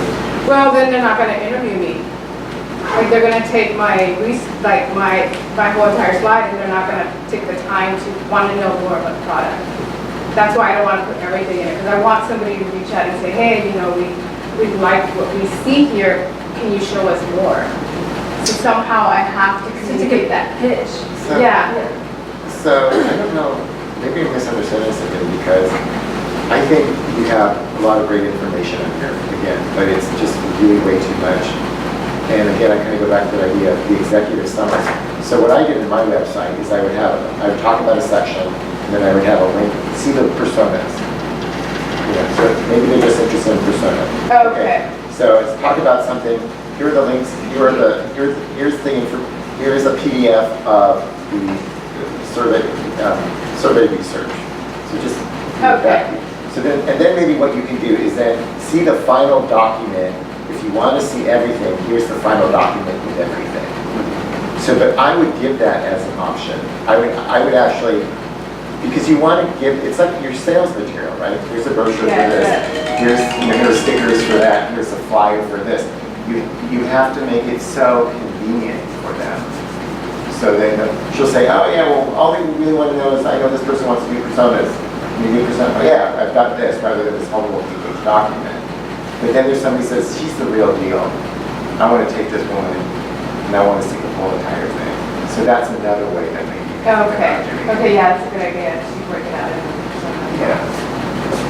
So if you just go back to the first page of your portfolio.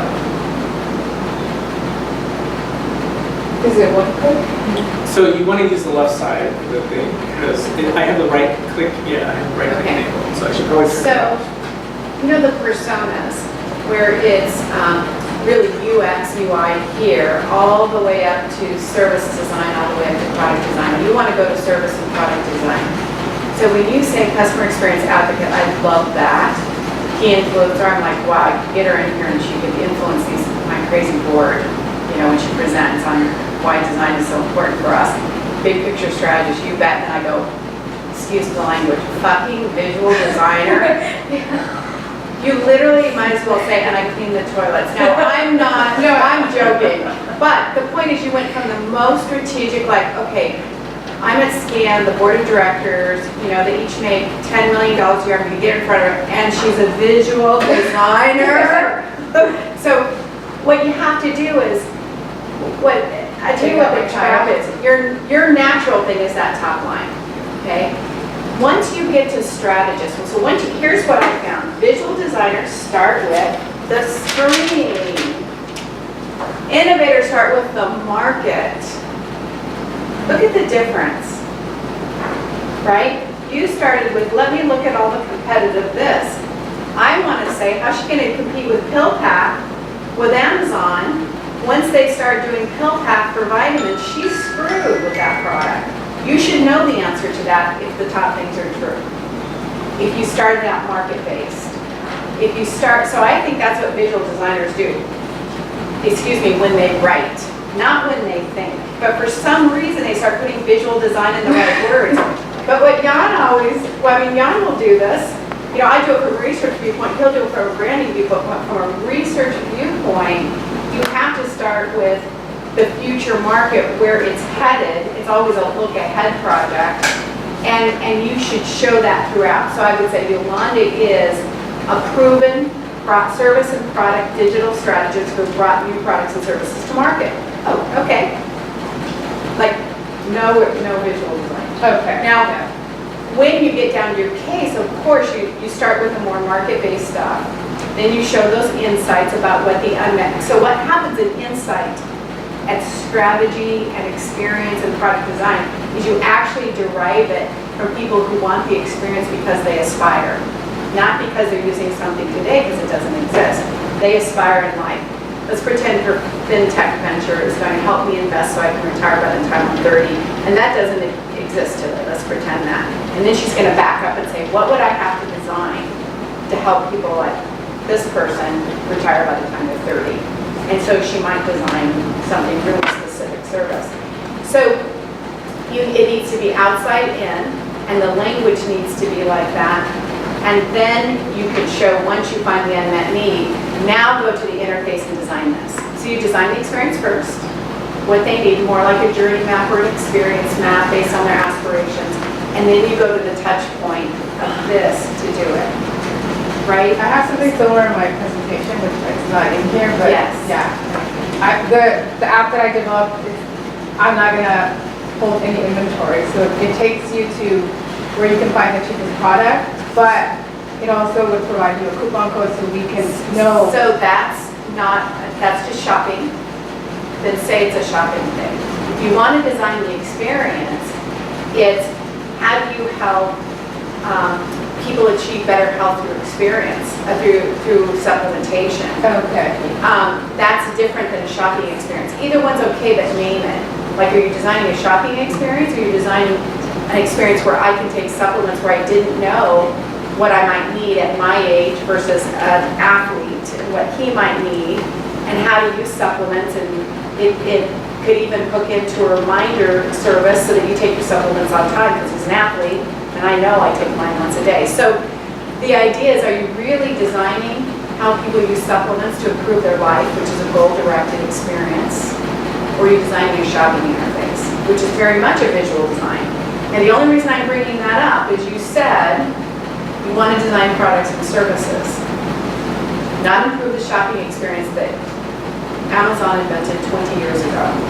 So you need to make a decision about how strategic you want to be. I think it's all there, and I think it's just wording, and then the way you package it. So what's so cool about this is, if you want to be strategic, use big strategic words first, use market-based thinking first, and then put your visual design.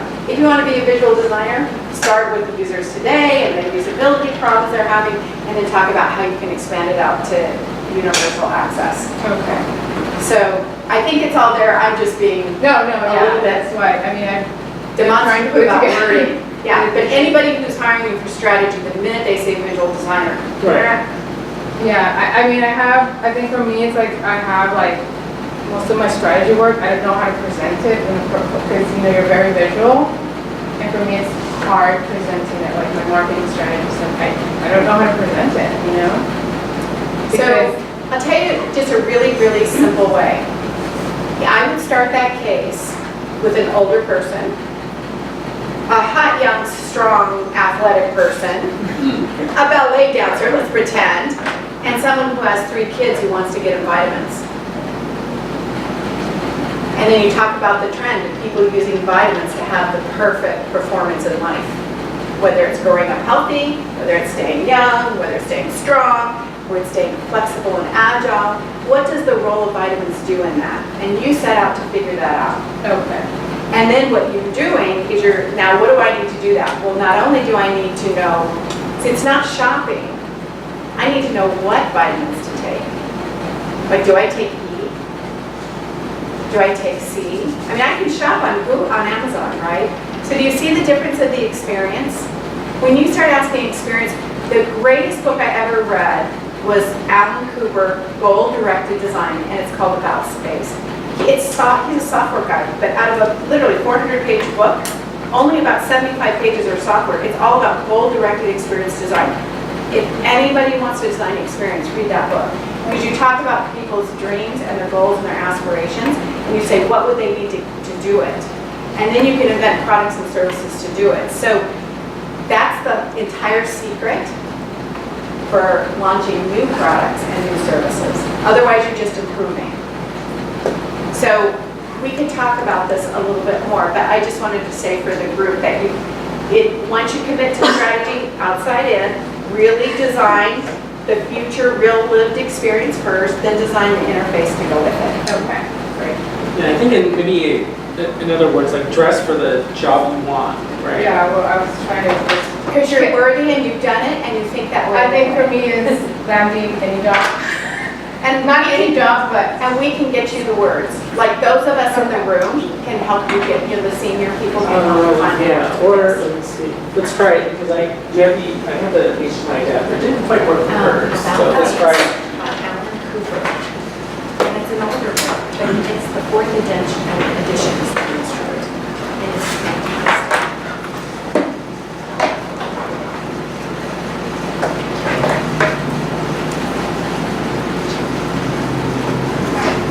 Type it somehow.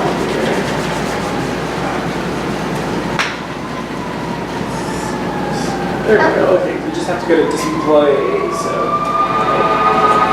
go to the system preferences and we'll set the display. So command space bar. This one. Yeah.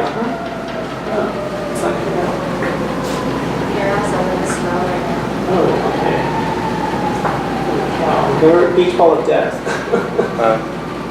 I've never seen the beach ball of death. This is a new Mac that should not have this problem. Yeah, no, you definitely can. We're in the hours, you can drop it. Okay. I can just show on Yeah, my it won't- computer. Yeah, you could just shut up. Yeah,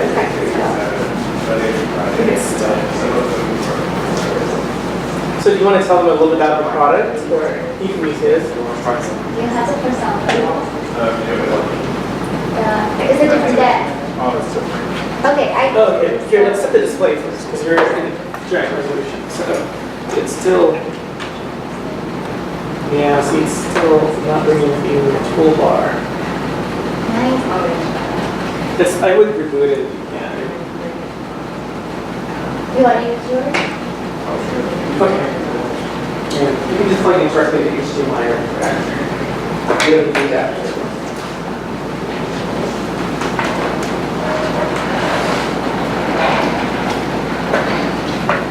Oh, no, yeah, on the other side, see.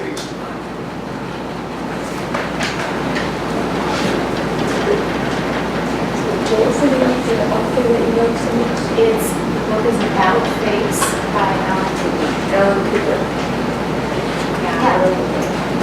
They're really old book, but it's I can tell by your description. All right, so our short presentation, two-part. We're gonna start. Okay. Okay, so this is our startup company named Wismo. And just keep in mind, we don't have any design background here. So I found the logo, I think of Joy, logo Joy, and definitely would like some feedback on that. So our vision is really to help people with finances. It's a personal finance app company. We want them to feel comfortable and confidence, and money should be a source of strength, not stress.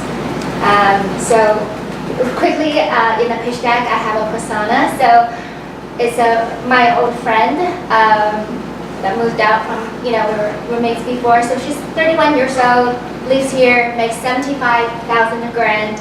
And she just constantly complained to me she cannot save anything every single month to have a small 401k with no any other financial plan. And her boyfriend and her were talking about potentially getting married and starting a family. And they went out and looked everywhere. There's nothing out there that's affordable and unbiased advice. So to me, that's a huge problem. Also, I was working in finances for a long time. The goals, pay off credit cards, school loans, and she, just doesn't track spending and overspend, and financially stressed out and have the anxiety.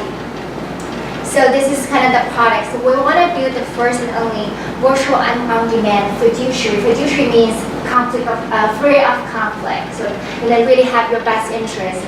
And instead of traditionally you buy something from an advisor, we want to offer this is a fee for advice and on a very affordable level. And on top of that, there is another component we want to develop is financial therapy, because I believe a lot of people might need that service. So we actually went out to Santa Monica College and did a survey, a focus group as well, 100 participants. So this is the feedback we got. 89% of people think that they either need a lot of help or occasional guidance, and they would love to connect with somebody online. I'm trying to go the design route, so the target market probably will be mass market or emerging affluent, which I believe that's a hugely underserved. 25 to 45, single or mostly married, or have a relationship in a relationship, but people have net worth less than 750,000. Young professionals, self-employed, and creatives.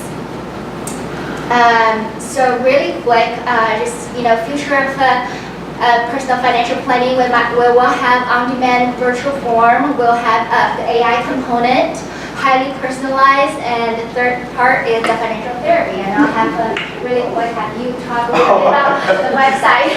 We're just, we're pretty. No, we just like wrote a really quick website, and like it was a really quick like 2-day project. Basically, just want to present pretty much an MVP for our landing page. Just want to get some feedback on like how it looks, how does it look to, what do you think, how does it look to someone who doesn't really know much about financial therapy, and whether they will, basically sign up or not. And I don't know why the format is a little weird. I think it looks weird on the projector, but anyways, so we kind of just want to make sure that the experience is seamless. For someone who doesn't have much experience about financial therapy, I hope a website can just resonate with them right away. That's better. We talk about the feature services that we provide, on-demand sessions. Yeah, 1 more minute. Okay, anyways.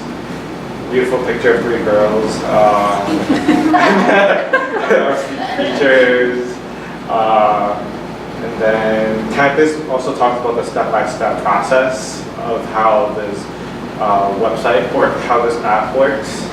And there's a fact section, 30-day free trial, and that's it. I mean, this is a very tentative. So our goal is to have like rockstar website, but we're early. We need help. We need a lot of help probably. So love the people's input and creative energy here. I think you have a too broad of target. I think we should narrow it down and include college students that need financial help. I'm just targeting.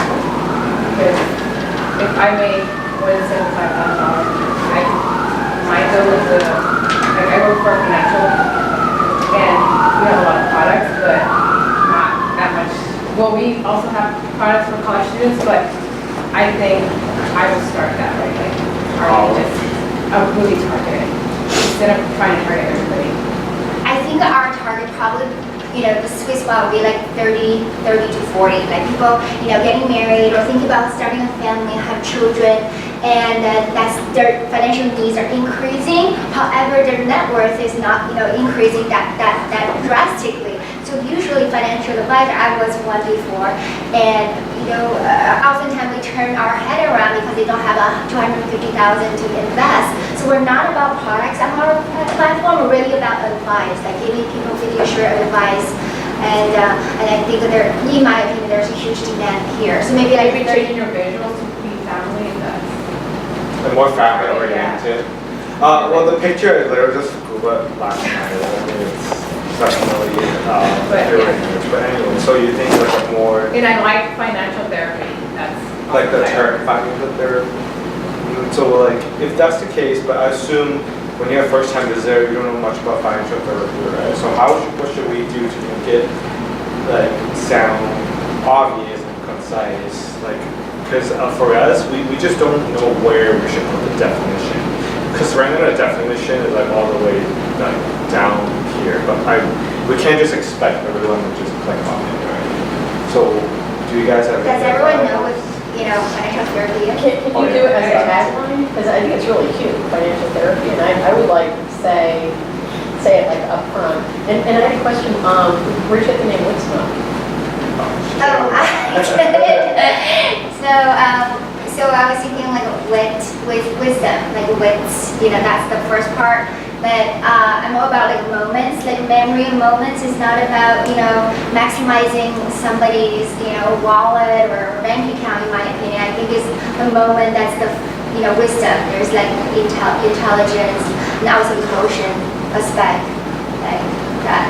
We might change it later, I don't know, but Because I'm always like about remembering things, so like, I don't know, like your name, if people can remember it well enough, I mean, it means something to you, but like somebody just, what was the name of that app that I really liked? I would just ask people what they think financial therapy is and get that whole paragraph out and just condense it. There are people that actually tell me what financial therapy means to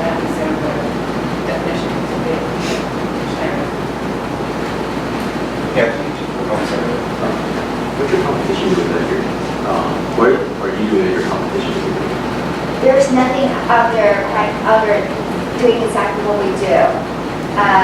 So we're kind of our competitors. There was a company called LearnVest. One more minute. Okay, there was a company called LearnVest, and then well sold, but they shut down because they sold to a 200-year-old insurance company, West Mutual. And so we're more about empower, educate, or a sounding board for people that have financial needs that don't want to just buy financial products or give their $50,000 for some. So one of the things that Enjoying About Stuff does actually really good about TurboTax, one of the things that they're known for is emotional design. And with that emotional design, they've actually basically made something, doing your taxes, which is a pain in the ass, pleasurable. Because they'll do stuff where they ask, are you excited about doing your taxes today?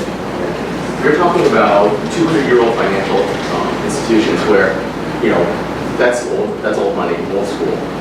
I would take a look at more of what they're doing wrong and then make it more obvious on your site, because I like where you're going. I think everybody's agreed that financial therapy, where you're going with it, puts in, figure out what they're doing wrong, make it more obvious on your site what you're doing right. That might be a good way to crack your story. So it would be great if maybe you go ahead and add a little bit if you want. We have to wrap up. So, all right. Thank you for sharing. Yeah, I just have 1,000 questions. Yeah, and I just wanted to bring up a couple of things to you, but we'll do that later on. Yeah, so I actually want to do a quick, anybody else want to present, I guess?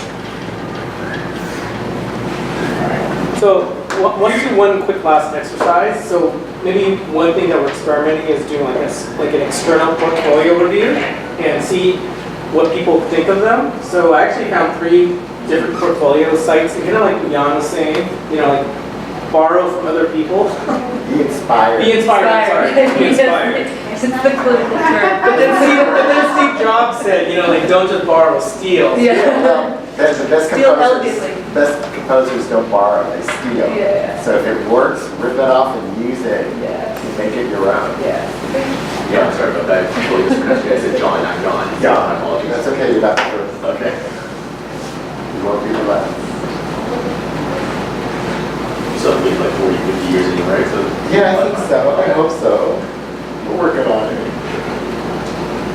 So let me just copy the links. Give me a minute. So Terry, I guess maybe if you want to talk a bit more about the workshop, or does anybody have questions for Terry about the Upcoming Job Workshop while I put these URLs in? Well, actually, I have an idea for you. Yeah. So financial therapy is so strong, and from your psychology background, it's always the trigger point, right? So what if you just start with the trigger points of graduating with college debt therapy, getting a divorce therapy, planning for college therapy.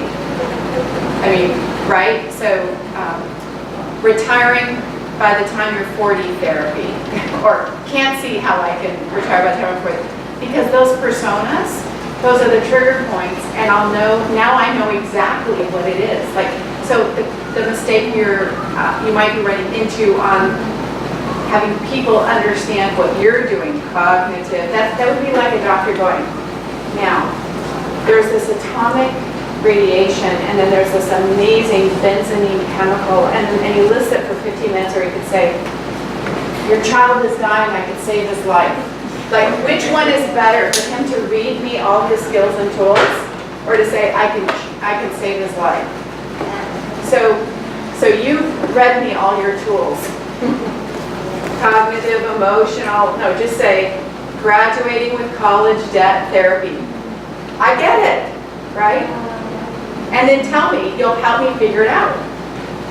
You'll help me pay the debt, save money, and invest, so I can have a nest egg even though I'm facing this. So the idea is you're starting with the trigger points that they need therapy. That's designing the experience. So you're designing the experience of financial success, even though the starting point is financial debt or divorce or having triplets, right? You're giving everybody an experience of financial success from that starting point. And So you're saying kind of like at the top bar, we have a few different, it could even just be your wonderful physical therapy and then the 3 personas. And literally say, graduating with college debt therapy. Literally, you're branding those services. that. By segment. And again, that's just branding the experience, not your service in this case, Right, not your advice. right. Take it down. Hey, Terry, are you taking a consulting gig? You guys can Just email me start. anytime and I'll just give you that so that you'll be successful. Very generous. Okay, so we're gonna look at three portfolio sites that I found, and I wanted to ask, like, get some feedback from people. We can start finding patterns, right? So, like, what are some possibly, if you like the site, then we'll consider it successful, and if you think it's effective or not, right? So we'll do like maybe 1 minute per site. Jan, could you take maybe 2 minutes per site? Maybe 2? Yeah. Okay, so maybe you can run the timer. So I just want people, this is an experiment, so we haven't done this before. So I just want to scroll through the site and you guys just say, like, raise your hand and say, like, you like this or you don't like it, or what you think is effective and what's not effective. So let's start 2 minutes for this one. No, Yeah. mine, what I need to learn from the group for the workshop is recruiters say they have 1 to 3 minutes to scan Mhm. to make a decision to look further. So when you say what you like or don't like, look at it from that perspective. Okay, yeah, no, that's Right. good. Excellent, excellent. Okay, so this guy is Nuno Colheno Santos, and we'll put these links up on Slack, so you have to go use our Slack. It's my way of getting your internet, right? At least Okay. get more. Yeah, we can put more in. So I'm gonna scroll down the page, and then if maybe Jan, you can see who's raising their hand, and you can just recognize them, right? So I'm Nuno, a digital product designer based in London. Currency is an incredible, simple currency. You guys will be able to read this, right? So this is his homepage. So what do you guys see that's a little bit different, or works or doesn't work? Andre, I'm gonna call you. I think there's a lot of like small text, just right off, or like right after like the first stream that I saw, it just started with like more text rather than like something that engaged me like visually. At first, I see it a lot more now.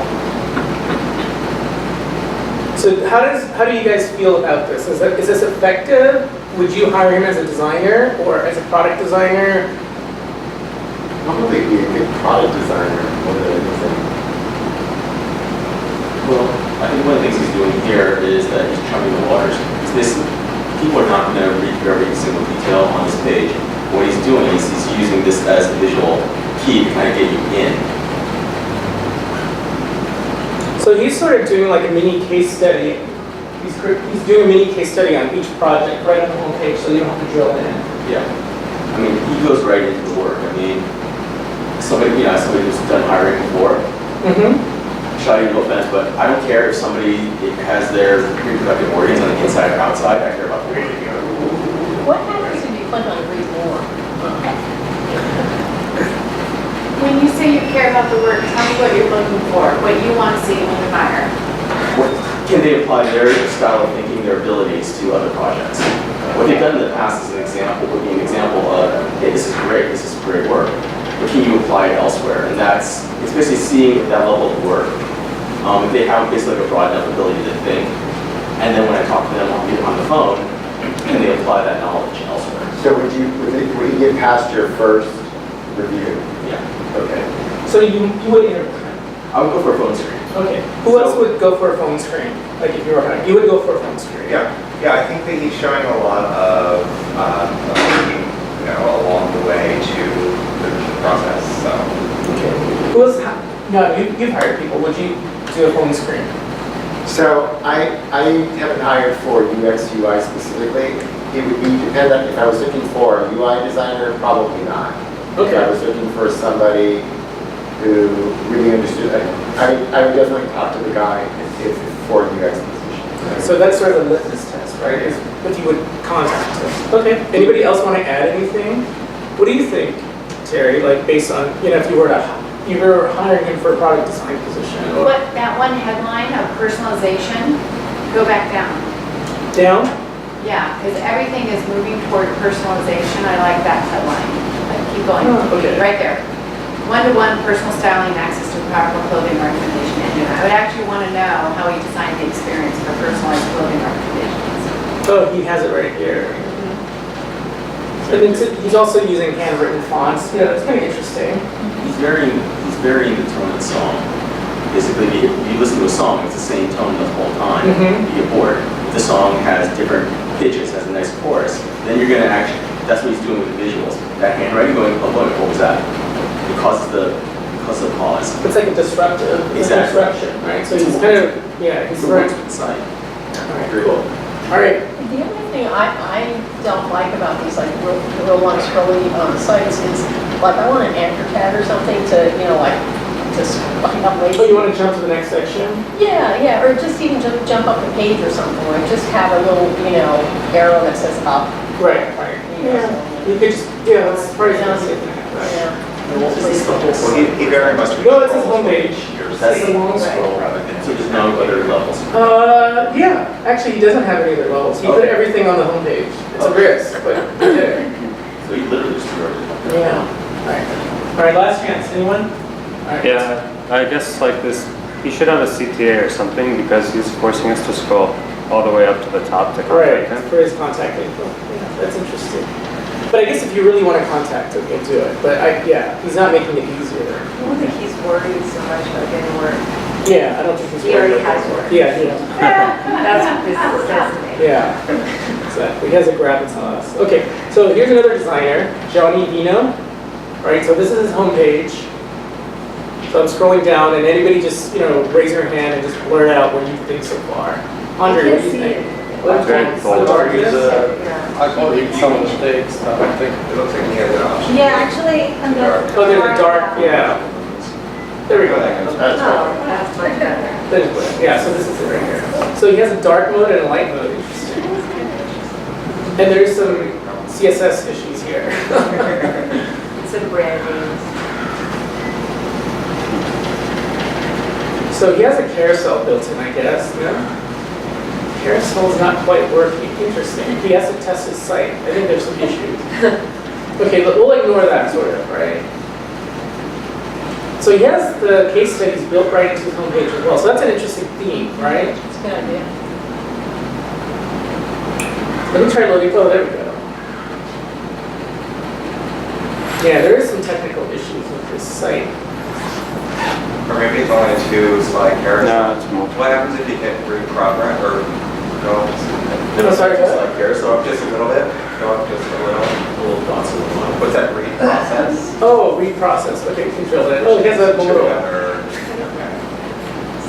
Which is this is now. Yeah. The first. Oh, he has animated. So to me, this is showing me that he is forefront and visual designer with UX, with UX thinking. That would be my opinion. Because the visuals are so nice. The visuals are all nice, but they're also forefront. Yeah. Like you have to go into a separate page to find his thinking, his process. Right. Which is the problem. Group thinks. I'm curious, does the group think that there's too much? Too much information at once? How many of you guys think this like cognitive overload? Is it too busy? What do you think, Shadi, of this? Do you like it? Like, what is your instinct? Yeah, actually, I like it. I think like this person like gives a good overview of what they did. Like I can expect what I'm going to see in the book. How many of you guys would call him or contact him? What's the job? Oh, good. Oh, he gets a job. Wow. It's like the golden buzzer. What's the job? The golden buzzer. What's the hiring process? Yeah, let's hear what an hour. Humanize the design. And then it says, I transform authorities. So let me see what he says. Yeah, he's leading with visual He's design. There. Okay, so it's in mobile. It fixes itself. I transform thorny problems into elegant solutions, into visual design, rapid prototyping, and interaction skills. Okay. It's not the most elegant use of English, but whatever. I like that it's an action statement. Yeah. I think that's good. I mean, he's sort of telling people his value proposition right there, right off the bat, right? Cool. All right, let's move on to the next guy. So, Andre alum, right? So here's this guy. So he's been doing stuff for Amazon, obviously. Amazon Style Snap, Amazon Camera Modality, Package X-Ray, Visual Fashion Finder, Amazon Publisher Services, Dashboard. So let's see if they actually go to projects. They do go to projects. I'm sorry? Sorry, I don't like it. I mean, compared to the last one. Okay. Okay, tell us why. Tell us more. Yeah, tell us why not. Yeah, I mean, this to me have like almost like a blog for business, that kind of feel, especially on the first page. Not this page, but the very first main page. I didn't quite see, how creative this person is until I'm here, until I click into that, and now I see. Yeah, so it's maybe he didn't spend that much time on the homepage, right? But I think the homepage is important, right? Right. Everybody lands here. So I think these are a little bit more creative, right? Like he obviously did the design for this.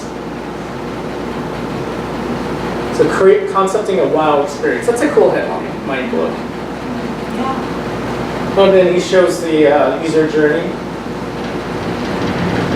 It's a good idea to have photos like that. Yeah. Also the color. I feel like the color. Oh, the gray. Yeah, what'd you call him? Contact him. Yeah, I would. I think for me, just the title was confusing, because somebody told me to use that prototype disciplinary design. I'm like, what is it? I'm like, why am I going to use that? I don't know what it is. So I think it's similar to you. You're a multi. Okay, is that what it is? So instead of including visual designer, he just calls himself multi. So that's one way of getting away with it. Like, Okay, right? What do you somebody told me think, to use that, but I told them I didn't know what it means, so. I don't, somebody asked me what it Yeah. I would So look at the type of jobs, because if you're going for service designers, it's. Yeah. So he's. Oh, okay. The segment this time right here. So he's currently a product designer at Facebook. And he was there at Amazon for 3 years. I'm jealous. All those patents.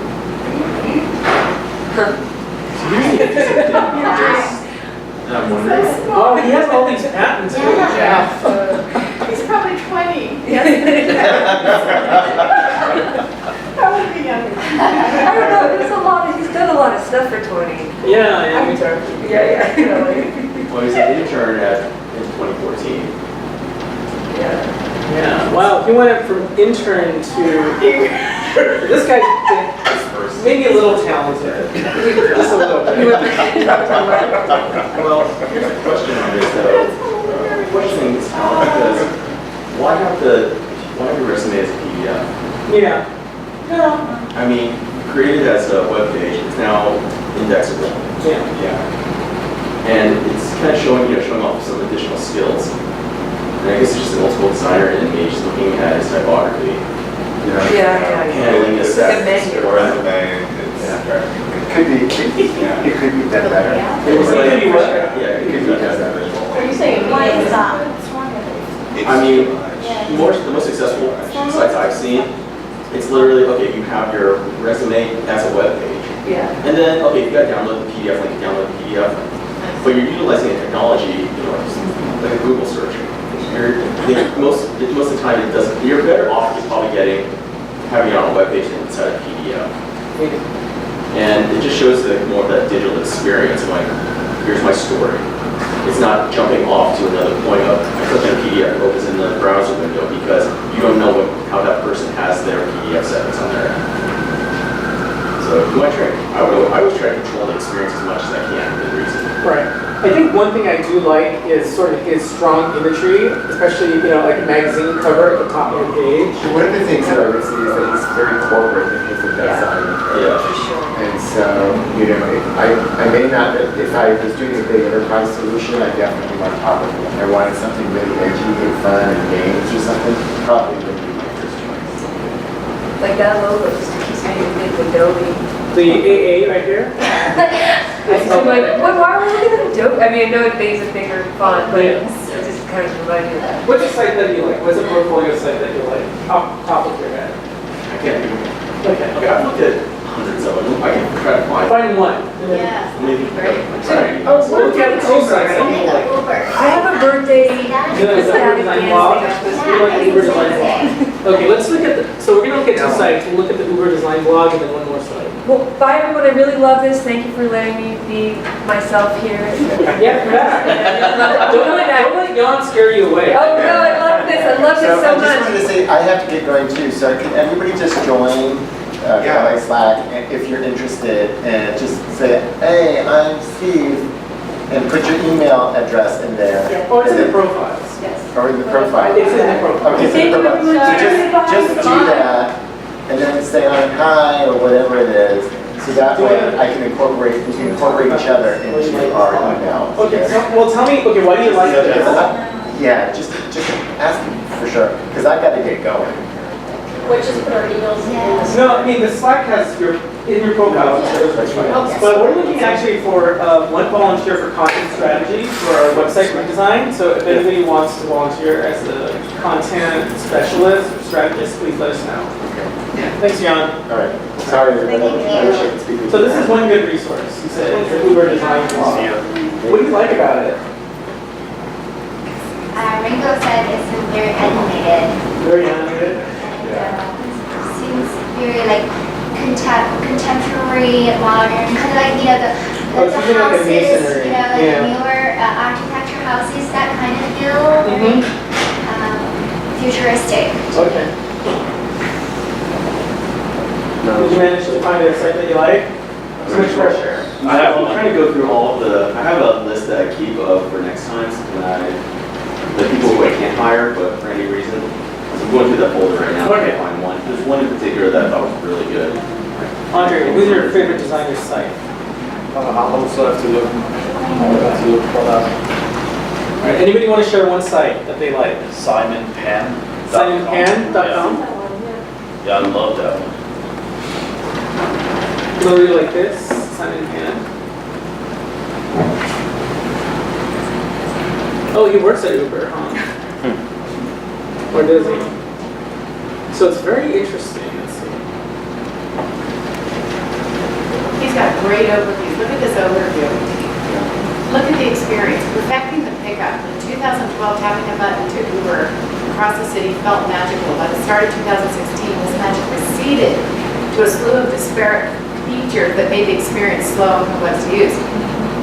But what's so cool is he talks about, in the other cases, how the consumer's expectations had escalated now that they were really advanced users, and they had to completely rethink the experience. That was so cool. So I have a question for you, Terry. Do you think he hired a writer to help him with this? Or do you think he came up with He's either a really good, I thought the same thing when I first saw this. I thought, I wonder if he hired a writer. And is there any shame in hiring people to do that No, I type don't of think work? so, because I can't write for myself. Right, right. So I can write for everybody else, right? Right. But he does have a section that's called writing. Yeah, Is it? So he's a writer! So he's a designer and writer, right? But I think there's